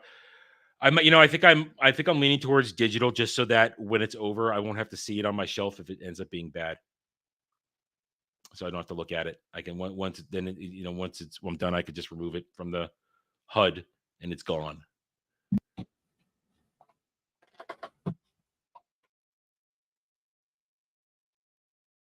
You muted yourself. How the hell did that happen? I don't know. My hands were over here. Got deep and got dark. He was like, I just can't say this. I didn't even touch anything. How did I mute myself? That's weird. Anyway. All right. So, but to talk about entertainment, to moving on from the video game aspect of this woke shit, which is what we started the stream with, it has. Oh, to say that Lex will fuck you in the ear and not apologize. Lex will fuck you in the ear and say, "Did you like it? I'm gonna do it again," because that show hurts your brain. Lex hurts your brain. Like, you gotta be a veteran of shit to watch Lex. That is not a nice show. It hurts you. It hurts you a lot. And it's also effed up. Now the chicks are hot and they have gotten naked, so I can attest to that. Listen, all right. So, but that's how you sell it. That's how I sell everything. Boobs. But it's not just video games. We're seeing this woke stuff. It's penetrated into all kinds of horrible, disgusting ways in television, movies. And we are hearing the rumors that the companies who've been responsible for pushing this shit are getting away from it. I mean, do we believe that Disney has had a come to Jesus moment in the MCU? We know that Lucasfilm hasn't. That we know for a fact. But do we believe the rumors? I don't believe it for one solitary second that they're cleaning house. Maybe they fired one person who was responsible for something, and they're like, "Oh, this will be a good sign of what's to come." Yeah, Kevin Feige has made these decisions to make the MCU the way it is for so many years now. That as long as he's in charge, as long as Bob Iger's in charge, I don't believe these rumors. I agree with you. I don't believe it. I believe it when I see it. Yeah, exactly. I pretty much have the same sentiment, Jed. Like there was, I believe something that came out earlier this week about Inside Out 2 was supposed to have some type of lesbo-esque feel to it. A little, X Division Championship. And like Disney got involved and told Pixar to cut it out. That's what's being said. Let me say that. That's what's being said. That sounds like hindsight bullshit. That sounds like hindsight bullshit. Personally, I don't think that's true. I think they're just trying to put out feelers to be like, oh, look, this don't make $1.6 billion, and just trying to feed the fandom of like, look, we're actually changing. Now come give us money. It feels that way. I believe that whoever put Inside Out 2 together knew what the heck they were doing. They were just trying to make a family film, and now since it's made umpteen trillions, Disney is trying to be like, look, we are turning things around. We are changing. There were some people that were going to have a freaking scissoring scene in a movie for kids, and we got rid of it because we know that families don't want. I don't believe them. I don't believe them. I'll believe it when they start canceling stuff that's already in the can that is going to be pushing its foolishness. Until that happens, you're not even remotely phasing me at this point. And you bring it up, things that were already in the can, because Agatha all along had been in the can for 2 years. They've been sitting on this shit for 2 years. They changed the name 5 times. The title makes no sense with this show, Agatha all along. In 2 episodes that I was forced. It's just because the song was popular. Exactly. That's the only reason that they're doing went through this. 5 different title changes. Honestly, Covenant Chaos makes more sense. Yeah, and I didn't think that one was bad. There's too much alliteration in all of the potential titles, but yeah, some of them weren't bad necessarily. But Agatha all along, I think, is the worst one, but the most. But here we are. Now we at beginning of the show today. I'm the only one to watch it. I only watch it because I made a deal with Dermy, who now understands. For once, he made a bad call to make us do this shit. Because I normally, as I stated in my reviews, I don't do MCU anymore. After She-Hulk, I don't do it. Because I know what is the heart of all this. It's giant middle fingers to fans. That's all the MCU is. It's giant middle fingers to fans. It's trying to continually court the modern audience for their bullshit. So now Agatha comes out. And also, I have been, a couple Agatha videos I've done with the review included. The weirdos, and it's not hard to ratio me. I'm a small channel, but they're ratioing me because I just hate gay people, apparently. But here it is. So Agatha comes out, and here we go. We've got the Rotten Tomato stuff. And remember, Rotten Tomato, it's trusted as far as you could throw it. But I bring this up for one simple reason. They're already trying to alter the reality, alter the perception of how the show is being perceived. This show is being largely mocked by 99% of the internet. Those who are praising it are weirdos and are trying to turn it around. Like, if you don't know, towards the end of episode 1, Catherine Hahn, she's naked throughout the back half of the episode. Her hair is covering most of the goodies, but she gets a big old ass shot as she walks back into her house. And a lot of people are going, hey, Disney, way to do a kid's show. But then people saying, you didn't complain when Chris Hemsworth was naked in Thor. One, that's a movie. Yes, we did. And we did, exactly. Yes, we did. We did complain. We did it when the Hulk went naked in Thor Ragnarok. We complained way back then, too. And we also complained because we learned that Taika Waititi bullied Chris Hemsworth into doing that scene. Chris Hemsworth did not want to do that scene. But Taika Waititi is a sexual deviant and wanted that to happen. Suck it up. Yeah, suck it up. If the genders had reversed, Taika Waititi would have been fired for doing that and blacklisted from Hollywood. Yeah. If he had tried to make Natalie Portman do that, oh, no. Exactly. It would have been the end of the world. The end of the world. But no, it was okay for Chris Hemsworth. You flicked too hard. We all made the jokes about it. So we are complaining. And also, as I didn't bring it up in my review, because my review was basically a meltdown review. It's not a serious review. Gary, a Nerderotic, pointed out very, very cleanly, because I did see it in the episode, but I just wanted to get done, that there was a teenage girl ogling her while she was naked.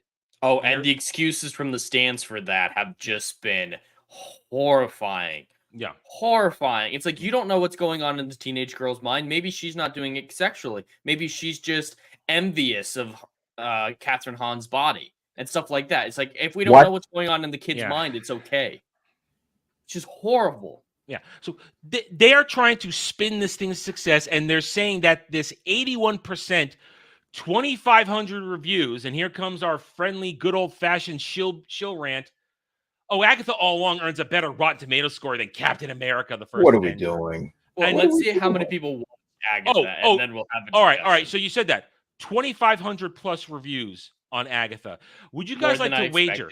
Would you guys like to wager how many reviews are on Captain America: First Avenger? Hundreds of thousands. Basically right, over 100,000. So I think a 75% on a very largely reviewed movie that's over a decade old at this point is a little bit different than a 4-day-old show with 20. The percentages are going to work out a little bit differently. And even back then, bots were not a thing when this came out. True. That's also true. And the system of how Rotten Tomatoes worked, it was very different back then. Very different. This, I would say, looking at this all true statements. This is a legitimate representation of how people felt. Now, I think First Avenger is a way better movie than a lot of people give it credit for. I always love this movie. I agree. It's what got me into Marvel. There you go. So I think it's underrated by a lot of people. But this is a more accurate snapshot of how people feel about it to this day than this, which there are likely bots galore in that 2,500 thing. So, but the shill BR and all of them, Twitter, the fake fan stands, they are going to run with this and try and tell us that, oh, it's great. It's great. You could see right here, this is obviously from an upcoming episode as they're now walking the witch's road. Jack Schaefer, the writer, director, creator of WandaVision, who's in charge of this, who'd never heard of Mephisto, even though they teased Mephisto in WandaVision. She's obviously a one-trick goddamn pony, because you guys remember what it did in WandaVision, right? Going through the ages. Weird outfits, yeah. She's doing it again. She's obviously just going to do it again. They're just going to go through the different ages and have everybody be in different shit as they walk the road. Pointless crap. Go ahead. I'm very confused. What is the point of this show? Gay. No, gay. Queerness. Go ahead, Jed. One of the witches in Agatha's coven said that witches and queerness are implicitly connected because witches are outcasts like gay people. So they're witches are outcasts. Witches are outcasts and queer so outcasts. They're witches are all lesbians too. Gayness. They're all lesbians. Whoa! Rewind. You didn't see any of this? Rewind. Oh, okay. Hang on. Okay. Let me get it. This is what started the week because they did. Wait a minute. Hold on. I saw the white dude asking broads how gay the Joan is. I remember seeing that. But what does witches, which depending on what your belief system are, may or may not be real, got to do with homosexual people? They're outcasts. That's it. Gay people have been historically outcasts, so it's a metaphor for gayness. So all the Salem witch trials, those broads were just lesbians. They were being burned because they liked to crush the poontang. What? Here, I got it right here. What? Right here. Let me just get it over here. Wait, no, that doesn't make any sense. No matter how you spin it. Come on, work with me. Here you go. Okay. Let's just say that witches are real for the sake of this discussion. Let's just say that's true. According to folklore and any other category, even if you want to say historically, witches do bad things to people. They put curses on people. If you want to go fairy tale, turn people into frogs, whatever. They're bad guys. Witches, by every measurable metric, are bad guys. Okay. Therefore, society casts them out because they're doing bad. They're misunderstood. Right. They're put a pin in that to be evil. Here. Now she's got the same nose ring on that she wears in the show, so that's her nose ring that she wears in the show. She's actually that's her. So let's hear what she has to say. It's been described to me that Agatha is the gayest project Marvel has ever done. Agree? I would agree with that. Yeah. Why is it? You'll see. You'll see when you watch it. But, I think witches are queer inherently just because we are outcast and set aside for many reasons. And I think this show shows a really good representation of different types of people and that we can all use the power we have within to go forth and be great. The power of one, the It's been power of described two, to the me power of many. Oh, that stop. the Agatha Stop. is the gay. Stop. It's enough. I Yeah, think that so dude might be a little gay. oh well, that's Maybe. his job to be gay on the carpet. That's this dude's But job. yeah, the power within gayness is a superpower. Is Yeah. kind of what I got from that as well. What the heck is she even talking about? Ain't that the broad that was on SNL that can't act? Ain't that her? I don't Probably. know who this is. There's a I lot don't of know. Parks and Rec SNL people in this show. Yeah. Wait a freaking minute. So she has compared. That doesn't make any sense. I know. It doesn't make any sense at all. Grab Widget? America by the bussy. For $5, there's a circle of Hollywood insiders and power players who think they're actually forking witches. That's why they push them as heroes and protagonists. You're not wrong. They think, won't argue against and that. they do sketchy shit. They do very nasty shit. But thank you. Grab America by the bussy for $5. Yeah. So, but that. Oh. Sorry. Did I read the whole thing? Oh yeah, I read the whole thing. You got it. Yeah. So yeah, it's that. But you're not wrong. And that's the thing. They all want it to be gay.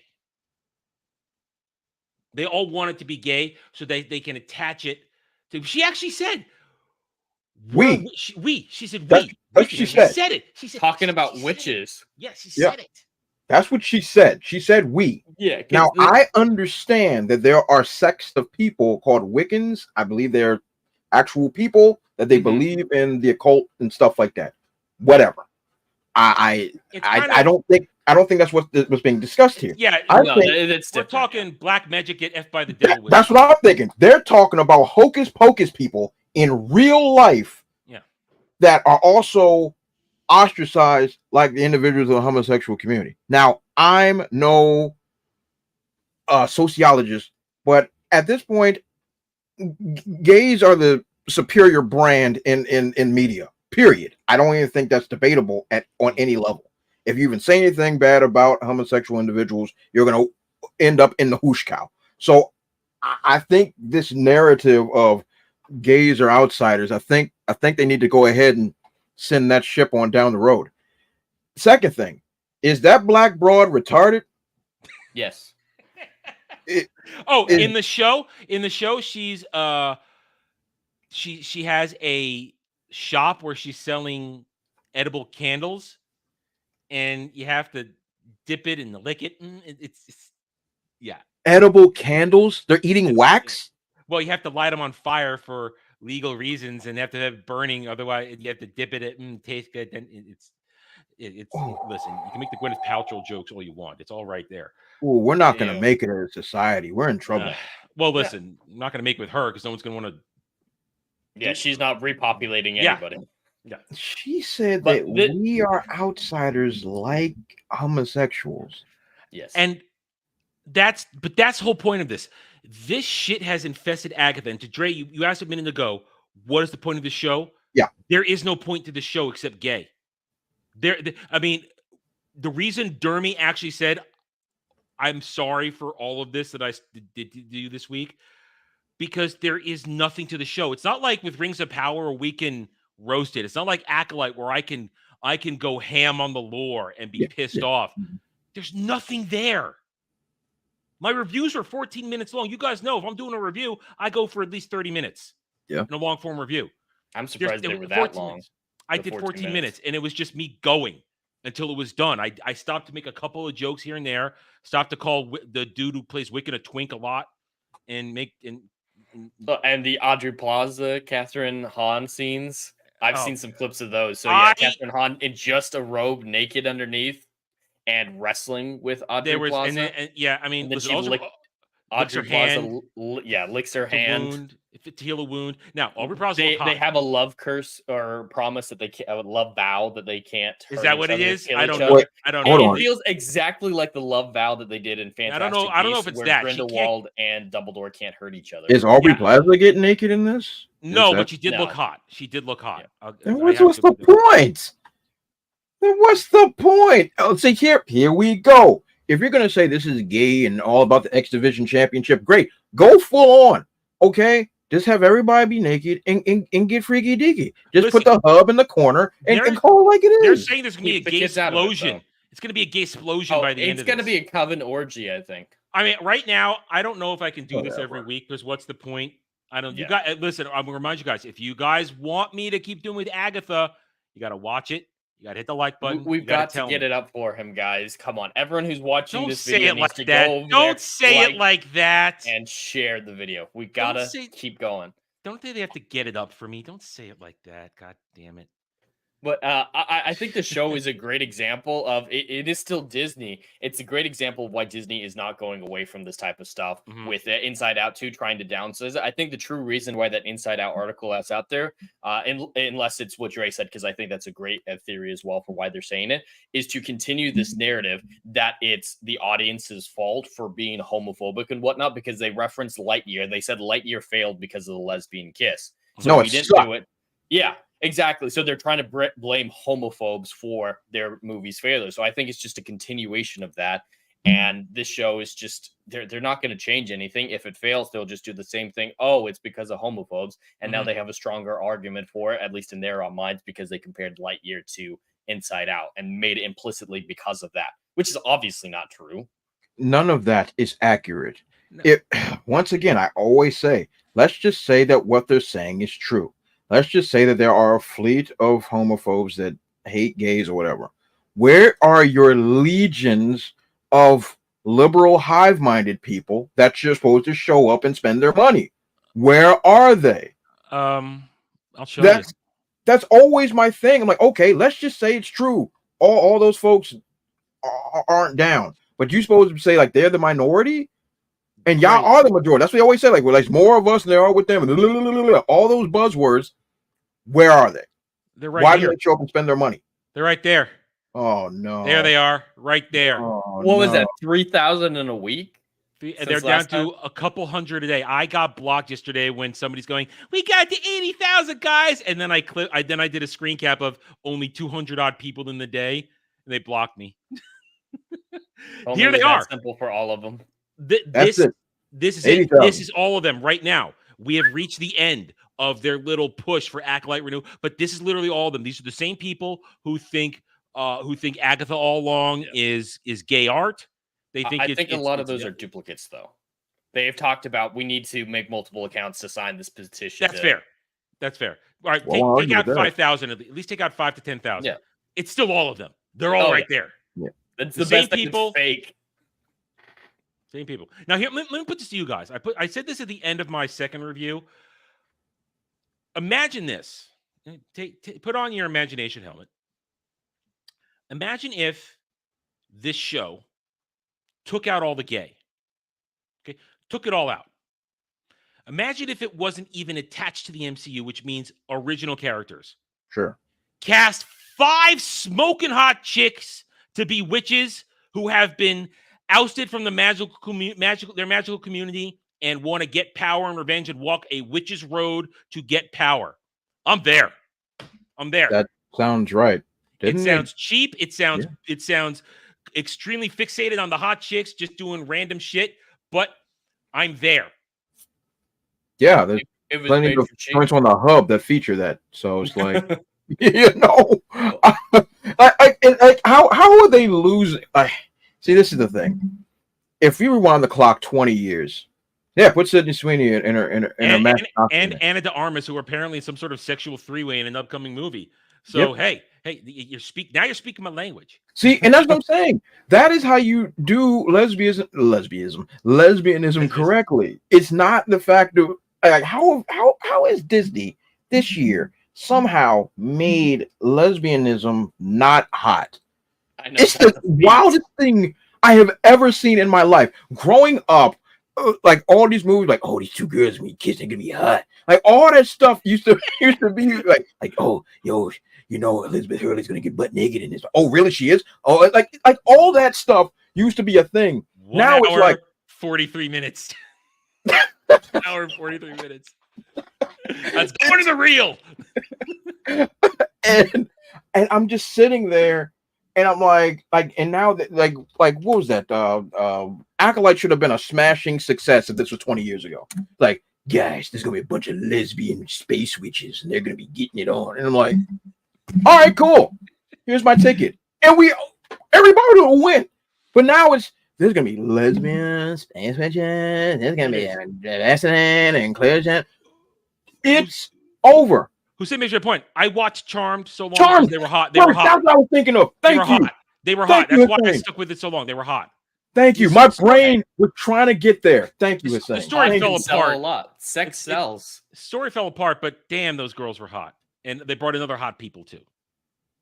So, All right. Yeah. Now that it's been, we've got a few options in the last year. Adam, would you rather listen to the Witch's Road song, the Power of One, the Goblin song, or the Jinx Monsoon songs from Doctor Who? Why do you Out of hate those me? 4 options, which would you rather hear on repeat?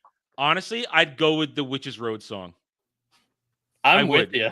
It's a one thing. Just bring up. Remember, they did try to redo Charmed, and they brought in 3 mid chicks. A couple were lesbians, and it failed. They canceled that thing after 2 seasons. You know the one thing that they tried to bring back and make super gay that didn't even get out on a pilot in public. What? The CW was making a Powder Puff remake, rated God. R, with lesbian sex in the And, pilot. Dude, they had the chick who played Daisy Johnson from Chloe Bennett. Yeah, Chloe Bennett. Chloe Bennett's smoking hot, dude. They also had what's her name, who also another chick, the blonde chick. She's hot too.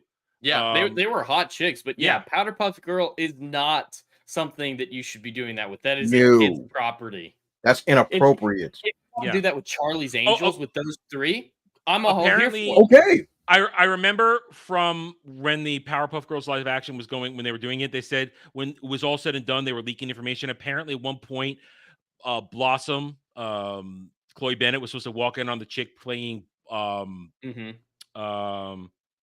one of the other ones. No, it's not Buttercup. What's the other one? Shit. Bubbles. Buttercup. Bubbles. No, it was Buttercup. It was Buttercup, not Bubbles. Walking on Buttercup, having sex with her girlfriend. It's just That's walk how in it on started. That's how we got introduced. That's inappropriate. That's a child property. That's inappropriate. I don't see. That's how you do it wrong. You don't sit there and take a child property and then sexualize it. You can age them up. I have no problem with aging up the doing like a Powerpuff Girls, teenage but version. do of it normal. Do it normal. Don't do it weird and creepy. Like I in my opinion, I think certain properties should not be touched as far as an adult version of certain things. Anything that deals with a child property, let's say Powerpuff Girls or anything that was on Cartoon Network at any level that wasn't Toonami or late night, I don't think should have adult themes at all. So you don't want to see. You don't want to see Grown Up Blues Clues as like a rabid old Yeller situation. Oh no. See, that's what I'm saying. Like, in my mind, this is for children. I mean, obviously it's not at that point, but it's a children's show. It's an educational show. How would you like if Sesame Street had an adult theme and they running hookers up on the corner on Hooper Street? Hey! Listen. Taylor Swift has already been with Oscar the Grouch a number of times, according to the internet. So we're already there. Yeah, we're already there. And she's visited Kermit a number of times. Listen, the Muppets on Sesame Street, they get some. We're well aware of that. There's some Muppet orgies, yeah.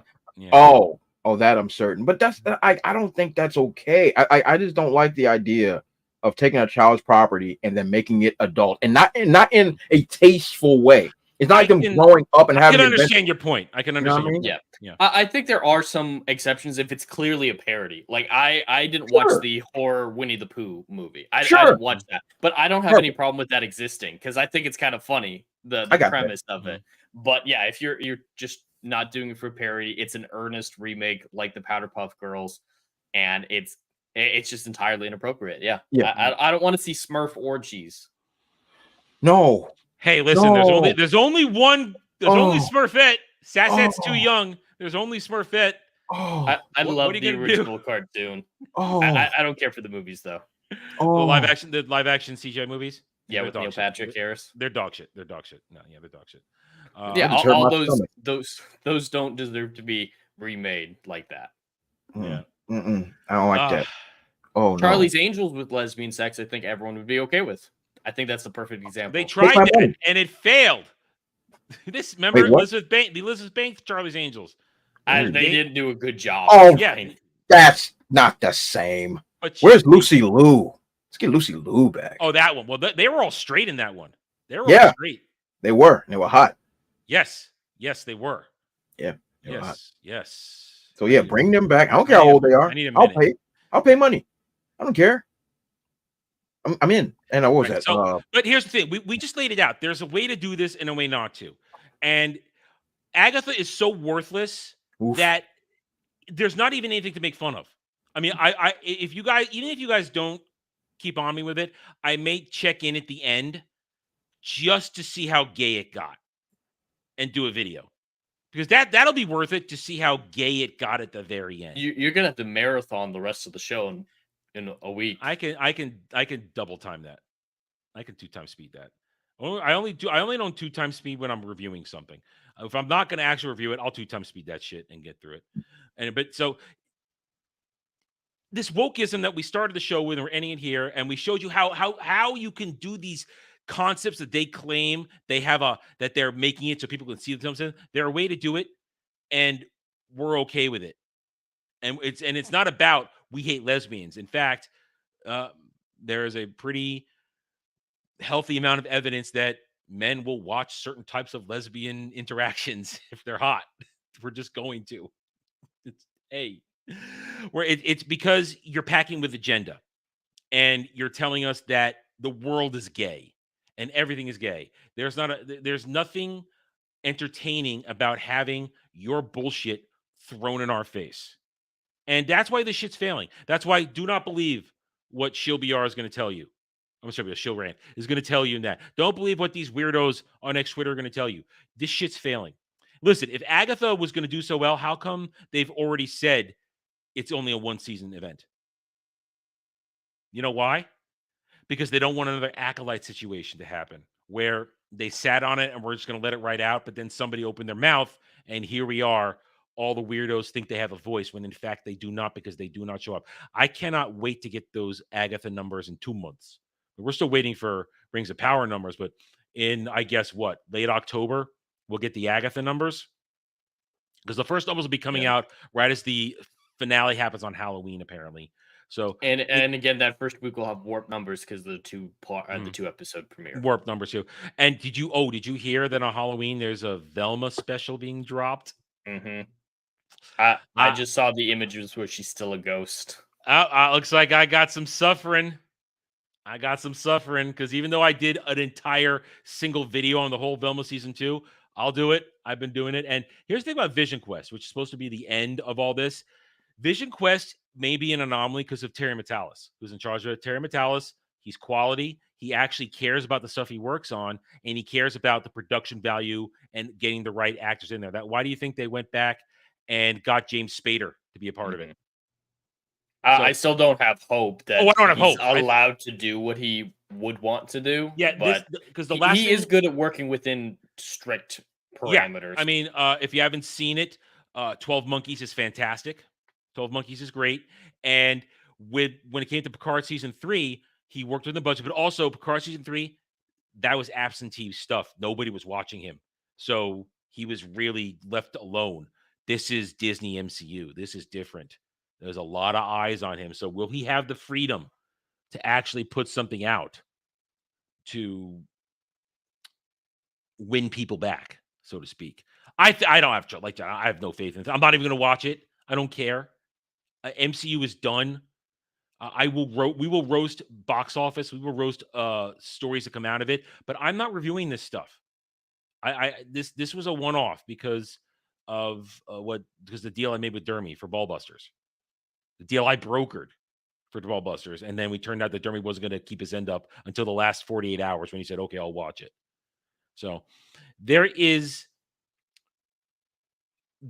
a. No, let me phrase that. We're at the end. The pendulum is swung. The next 5 years, all this stuff, they're going to squeeze out the last bit they made over the past couple of years, and we're going to watch a visible shift in how the entertainment industry is making stuff. Now, I don't think it's going to be fixed entirely. These weirdos are going to be out there, especially if certain things happen in November. They're going to get a special fresh catalyst of crazy if the election goes a certain way in November, and they're going to break down all over again. Because that's what really got this kicked into overdrive in 2016. Politics. They didn't get their way. So they decided to burn the world down, burn the entertainment world down. And here we are, nearly a decade later. Where are we? Shambles. Independent sphere, we're on the rise. We're on the rise, but we need a lot of help. We need help of entrepreneurs like Eric July. We need the help of you guys in the audience showing up, watching the videos, supporting us earning your trust to buy our products when we have them ready, when we present them to you. All three of us here are creators. We have more than just what we're doing here on YouTube. We want to contribute fresh new things to the world around us, so that not so much to replace, because I could never replace Star Wars. I could never do that. I could never replace Lord of the Rings. I simply want to add to the song. I want you to take something I give you, a book I give you, and say, I enjoyed this. I'm going to spend the money. I'm going to put this on the shelf right next to something else that I love. That's what we're here to do. Add to this, not replace, add, so that you have something fresh, something new, something, and because I hope you trust us to know that we're not going to betray you as fans of what we give you. That we're going to stay true to our designs, and we're going to stay true to our visions, even though something might happen. We're going to still produce the story we intended to do. We're not going to pull oh no, everybody's talking about this, I think I need to change this to try and stay on this track here. No, I can guarantee my stories, their beginnings, middles, and ends, the endings, they're locked in stone. I'm never going to change it, the outcome. And if you like it, great. If you don't, tell me about it. And I hope you like the next one. We're here to entertain you. We're here to report on how Hollywood entertainment, Western entertainment, are not entertaining you. And that's it. That's it. We're not here to tell you what to do. We're here to give you the facts and hopefully some logical explanations, and then you make the decisions. That's why I do my reviews. I give you it all. And your interest in my reviews shows that you like what I'm saying and that I have either made my case or not. Same with everything we do. So it's not going to change immediately. And what we see now is the beginning of the new normal. And I hate that phrase, but it's the best one I can apply here. The new normal, where we are now getting back to something that resembled things we recognize. The Matrix is getting a fresh download. You know, we're maybe sliding back to our normal reality. Maybe they turned off the collider at CERN, whatever. We are now back on track. And the only reason we're there is because, I will say this, because not just us, I'm talking us as the entire sphere, the fellowship, the 199, everything, the people who have been vocal, we are not bending the knee. And we're not bending the knee again because everybody in our audiences across the board, you guys have made it clear. We hear you. We support you. Keep on going. If you guys weren't telling that, I would have packed up shop a year ago and I'd be living a miserable life in the kitchen again. I'd be slinging hash, and I used to be a chef. You know this. Kitchen life. I know. It terrible. Just sounded no. You said it the same way that people say about women. Oh, just the tone. You understand what I'm saying? I would have given this up and gone back to a miserable world of the miserable culinary world, and it's miserable. It's terrible. It doesn't pay money. You don't have a life. You don't meet anybody of interest. Everybody's a drunken on drugs. They're all terrible people. So I prefer to deal with retards every day. We're all retards, but I can deal with retards. They're fine. And then I can roast Dermy, and I feel better about myself because Dermy sucks. Cancel Dermy. Go to Twitter, cancel Dermy. Even Jeremy approved of cancel Dermy. Especially after you tried to take down our channels last night. Yeah, poor Alf wasn't even there to defend himself. But yeah, so that's it. We'll see what happens with everything. Well, we'll find out how bad Agatha is going to be in about a month. I'm sure those ratings, once we get to the third episode, are going to be shit. We're going to know how bad Rings of Power is soon enough. We're going to know how bad all this stuff is. Shadows is coming in November. Jed, you're going to play Shadows, right? You're going to play it? Yep. You're going to do it? That's the plan as of right now, unfortunately. Yep. So we're going to watch all this stuff. We're going to report on it. Now, here's the thing about Shadows. I don't think there's a good game in Shadows. I think that game is just a disaster because it's just don't make me play the dude. I'll play the chick and be. You'll have to. You'll have to at some point for a story progression. You know you will. Probably. Don't you want to be a God, I was going to say something really bad. Even with Dre here, I couldn't say it. Not even taking out the historical accuracy argument, even taking out I want to play as a Japanese guy. I don't want to play a tank in an Assassin's Creed game. It is a stealth game. I don't care about the other stuff as much, but I don't want a 7 foot So, tall. Jed, what you're saying is that you don't want to play as the Negro. Have you no shame? Have you no shame? But he was a house Negro. I'll switch over to... Hey, what? He was a house Negro. I'll switch over to Freedom Cry if I want to play like that. Adewale a real character. Is a beast. I love Adewale. All right, we're done here. Now, special announcement, because chat, we need some interactive help on this one. Jed has been dreading me bringing this up, but we have to because we said we're going to. All right, so we got 2 weeks left of Mordor Country, which is 2 weeks left of Rings of Power. When Rings of Power is done, Jed and I's regular Saturday evening show, Saturday Night Drive-In, will return. Thing is, now we're instituting a once-a-quarter event where you, the chat, you the audience, get to choose our movie. And this is the first time doing it, so there'll be a little bumps in the road, but here's how we're going to do. For the next week, from right now, from 4 p.m. to 4 p.m., for the next 7 days, over various streams and comments and videos and that, whenever I'm online in this way or that, you guys, it is now up to you. You can even start it right now. I'll take screenshots right now if you do it. We are compiling your list of movies you want us to watch. But there are rules, okay? There are rules. Rule number 1, no porn. No softcore porn. Because it has to be actually something we can talk about, not just want to beat off to, okay? Very simple. Second, no slasher horror films, okay? We talked about this, Jed and I. Yeah, there's no substance to them. If there's like an actual, if there's something that is a horror movie, an actual movie, and that would be one because I hate horror movies. I hate them. I despise them. I don't find joy in them. And nothing stupid like Paranormal Activity, all right? Yeah. None of that shit. I think a good example of a horror movie that we'd be okay with is The Witch from 2015. I don't know if you've seen that, but that actually has substance. That one's very interesting. So if you're going to do a horror movie, it can't be a cheap thing. No miniseries, because Jed and I don't have time to usually block off that kind of watch time, because usually we leave our watching till late in the week before the show. So no miniseries. Now here's the rule then. So those are what you can't do. Everything else is on the table of reasonable thoughts. Okay. Now, also guys, let's leave off animated stuff. Let's not do animated stuff either. Jed, you okay with that? Nothing animated? No, I mean, we don't want to go. If it's good animation, I don't want to go there yet. You know, besides, usually would probably like it is the thing. There's good animated stuff out there.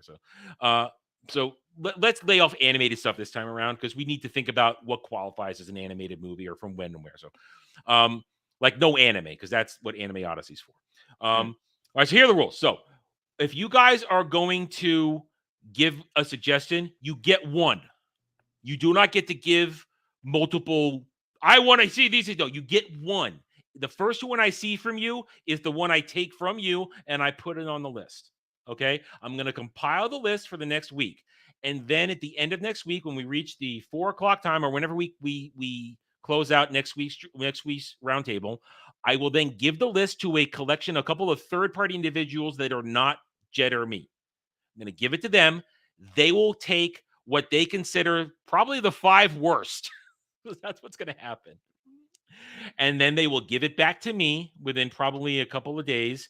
And then I will put a poll up on my community tab on this channel. And then for that a week, you guys will have to vote. It's going to be reliant on you guys. And then by the time we get back on the final Mordor Country, we will have the list, because then Jed and I need a week to get it, and also make sure if you're gonna choose something, make sure it's reasonably easy for us to get our hands on. Like, it can't be something super obscure that we can't find. So you have to take that into account. Don't make it super obscure. All these rules are just to say practice common sense. Yeah, essentially. A movie within reason. Yeah. One that you could reasonably see us picking. Yeah. This is the perfect example. No, we're not doing porn. Not doing porn. Technically, I've done Flash Gordon. The previous incarnation we've done it. We're going to need to redo it. I did the. I've never seen it. Yeah. Oh, you haven't seen it. Oh. I haven't seen either of those movies. Well, Flash Gordon's a porno. So no, I'm talking Flash Gordon, and he says Highlander right here. Highlander. Yeah. Well, we've done Flash Gordon. I did it with the previous incarnation of Drive-In, and that's a very hard one because we have to be careful about the Queen music. But Watership Down would be permitted, although I'd be very harsh on it because it butchers the book. Watership Down book was much better than the movie. They leave a lot out of that, so I can guarantee now you get a very negative my take, because some of the more powerful stuff they don't get it right. They don't get it right, in my opinion. But that's what we do. It's opinion. So, you've got a week now, guys. You got a week. So start. Right? We just dropped it here at the end. So if for today's episode, if you have an idea, put in the comment section of today's stream. That's the best way right now. Put it in today's comments, because right now we're at the end of the show, so we're not going to hang out much longer and have you guys put stuff, because we want to give you guys just a thing. So this week, best thing is to put it in there. All right, there we go. I got our first one. The interview 1990 Hugo Weaving. Okay, Hussein, I will take a screenshot of that right now. And hey, I'm always down for a good Hugo Weaving movie. There we go. Make sure I get that. There we go. Got it. And download. Okay, got it. Okay, that Hussein, that is your suggestion. We'll put that. See, look at that. He's trying to give us a real one. All right. Yeah, that sounds like a real movie. Equilibrium. I've seen Equilibrium. No, Jay Frazier. No. Dre doesn't even know. Dre, go to Google. Just search those and words. Just type in 1992 space movie. We're gonna watch Dre's face right now. You might need to blow him up. Oh yeah. Okay. All right. Yeah, here we go. Okay. The 1992 92 space movie. Space movie. Get.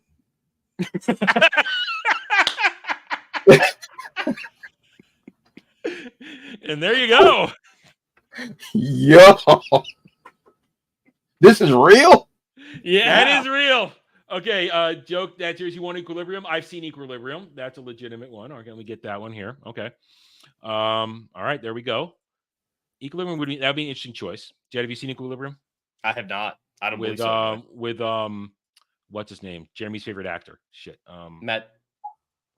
Equilibrium? I thought that was Matt Damon. No. That's what's his name? Equilibrium's what's his name? I forget his name. The guy from the Dragon movie we watched. Christian Bale? Yeah, Christian Bale. Yep, Christian Bale. Yeah. Ooh, and Tay Diggs. Yeah. That was a good Dragon movie. I like that movie. Oh, Reign of Fire? Oh, yeah. I like that movie. All right, Ruben X, you'd have to be specific. Do you mean the original Alan Quartermain, or do you mean the remake from the 80s? Because there's two of them. There's the one with Stuart Granger, and then there's one with what's his name?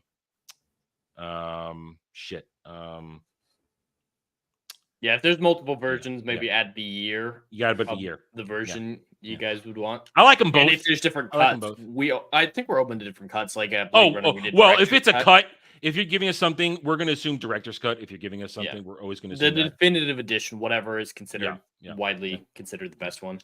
So, all right, guys. So, as we close here, if you're thinking about it, best place to start, comments of this stream. And we'll be doing this all week. I mean, tomorrow night, you'll have a chance during Mellow Mondays. You'll have a chance through other stuff throughout the week. Even on Ballbusters on Friday on Jeremy's channel, I will pay attention to that stuff there too. So start sending it. You can even DM me on Twitter. You can do that at the Ren Nerd. You can DM me your idea if you want. I'm okay with that because it's legitimate. So we'll get a good list together, and and you guys get to choose. And if it works out well, once a quarter. once a quarter, you guys get to choose our movie. There you go. All right, with that, we are going to be done. We made it. We're done. We're in and out of here, just like Celebrimbor with Anatar. So deep. It was so deep for so long. All right, so Dre, what you got going on this week?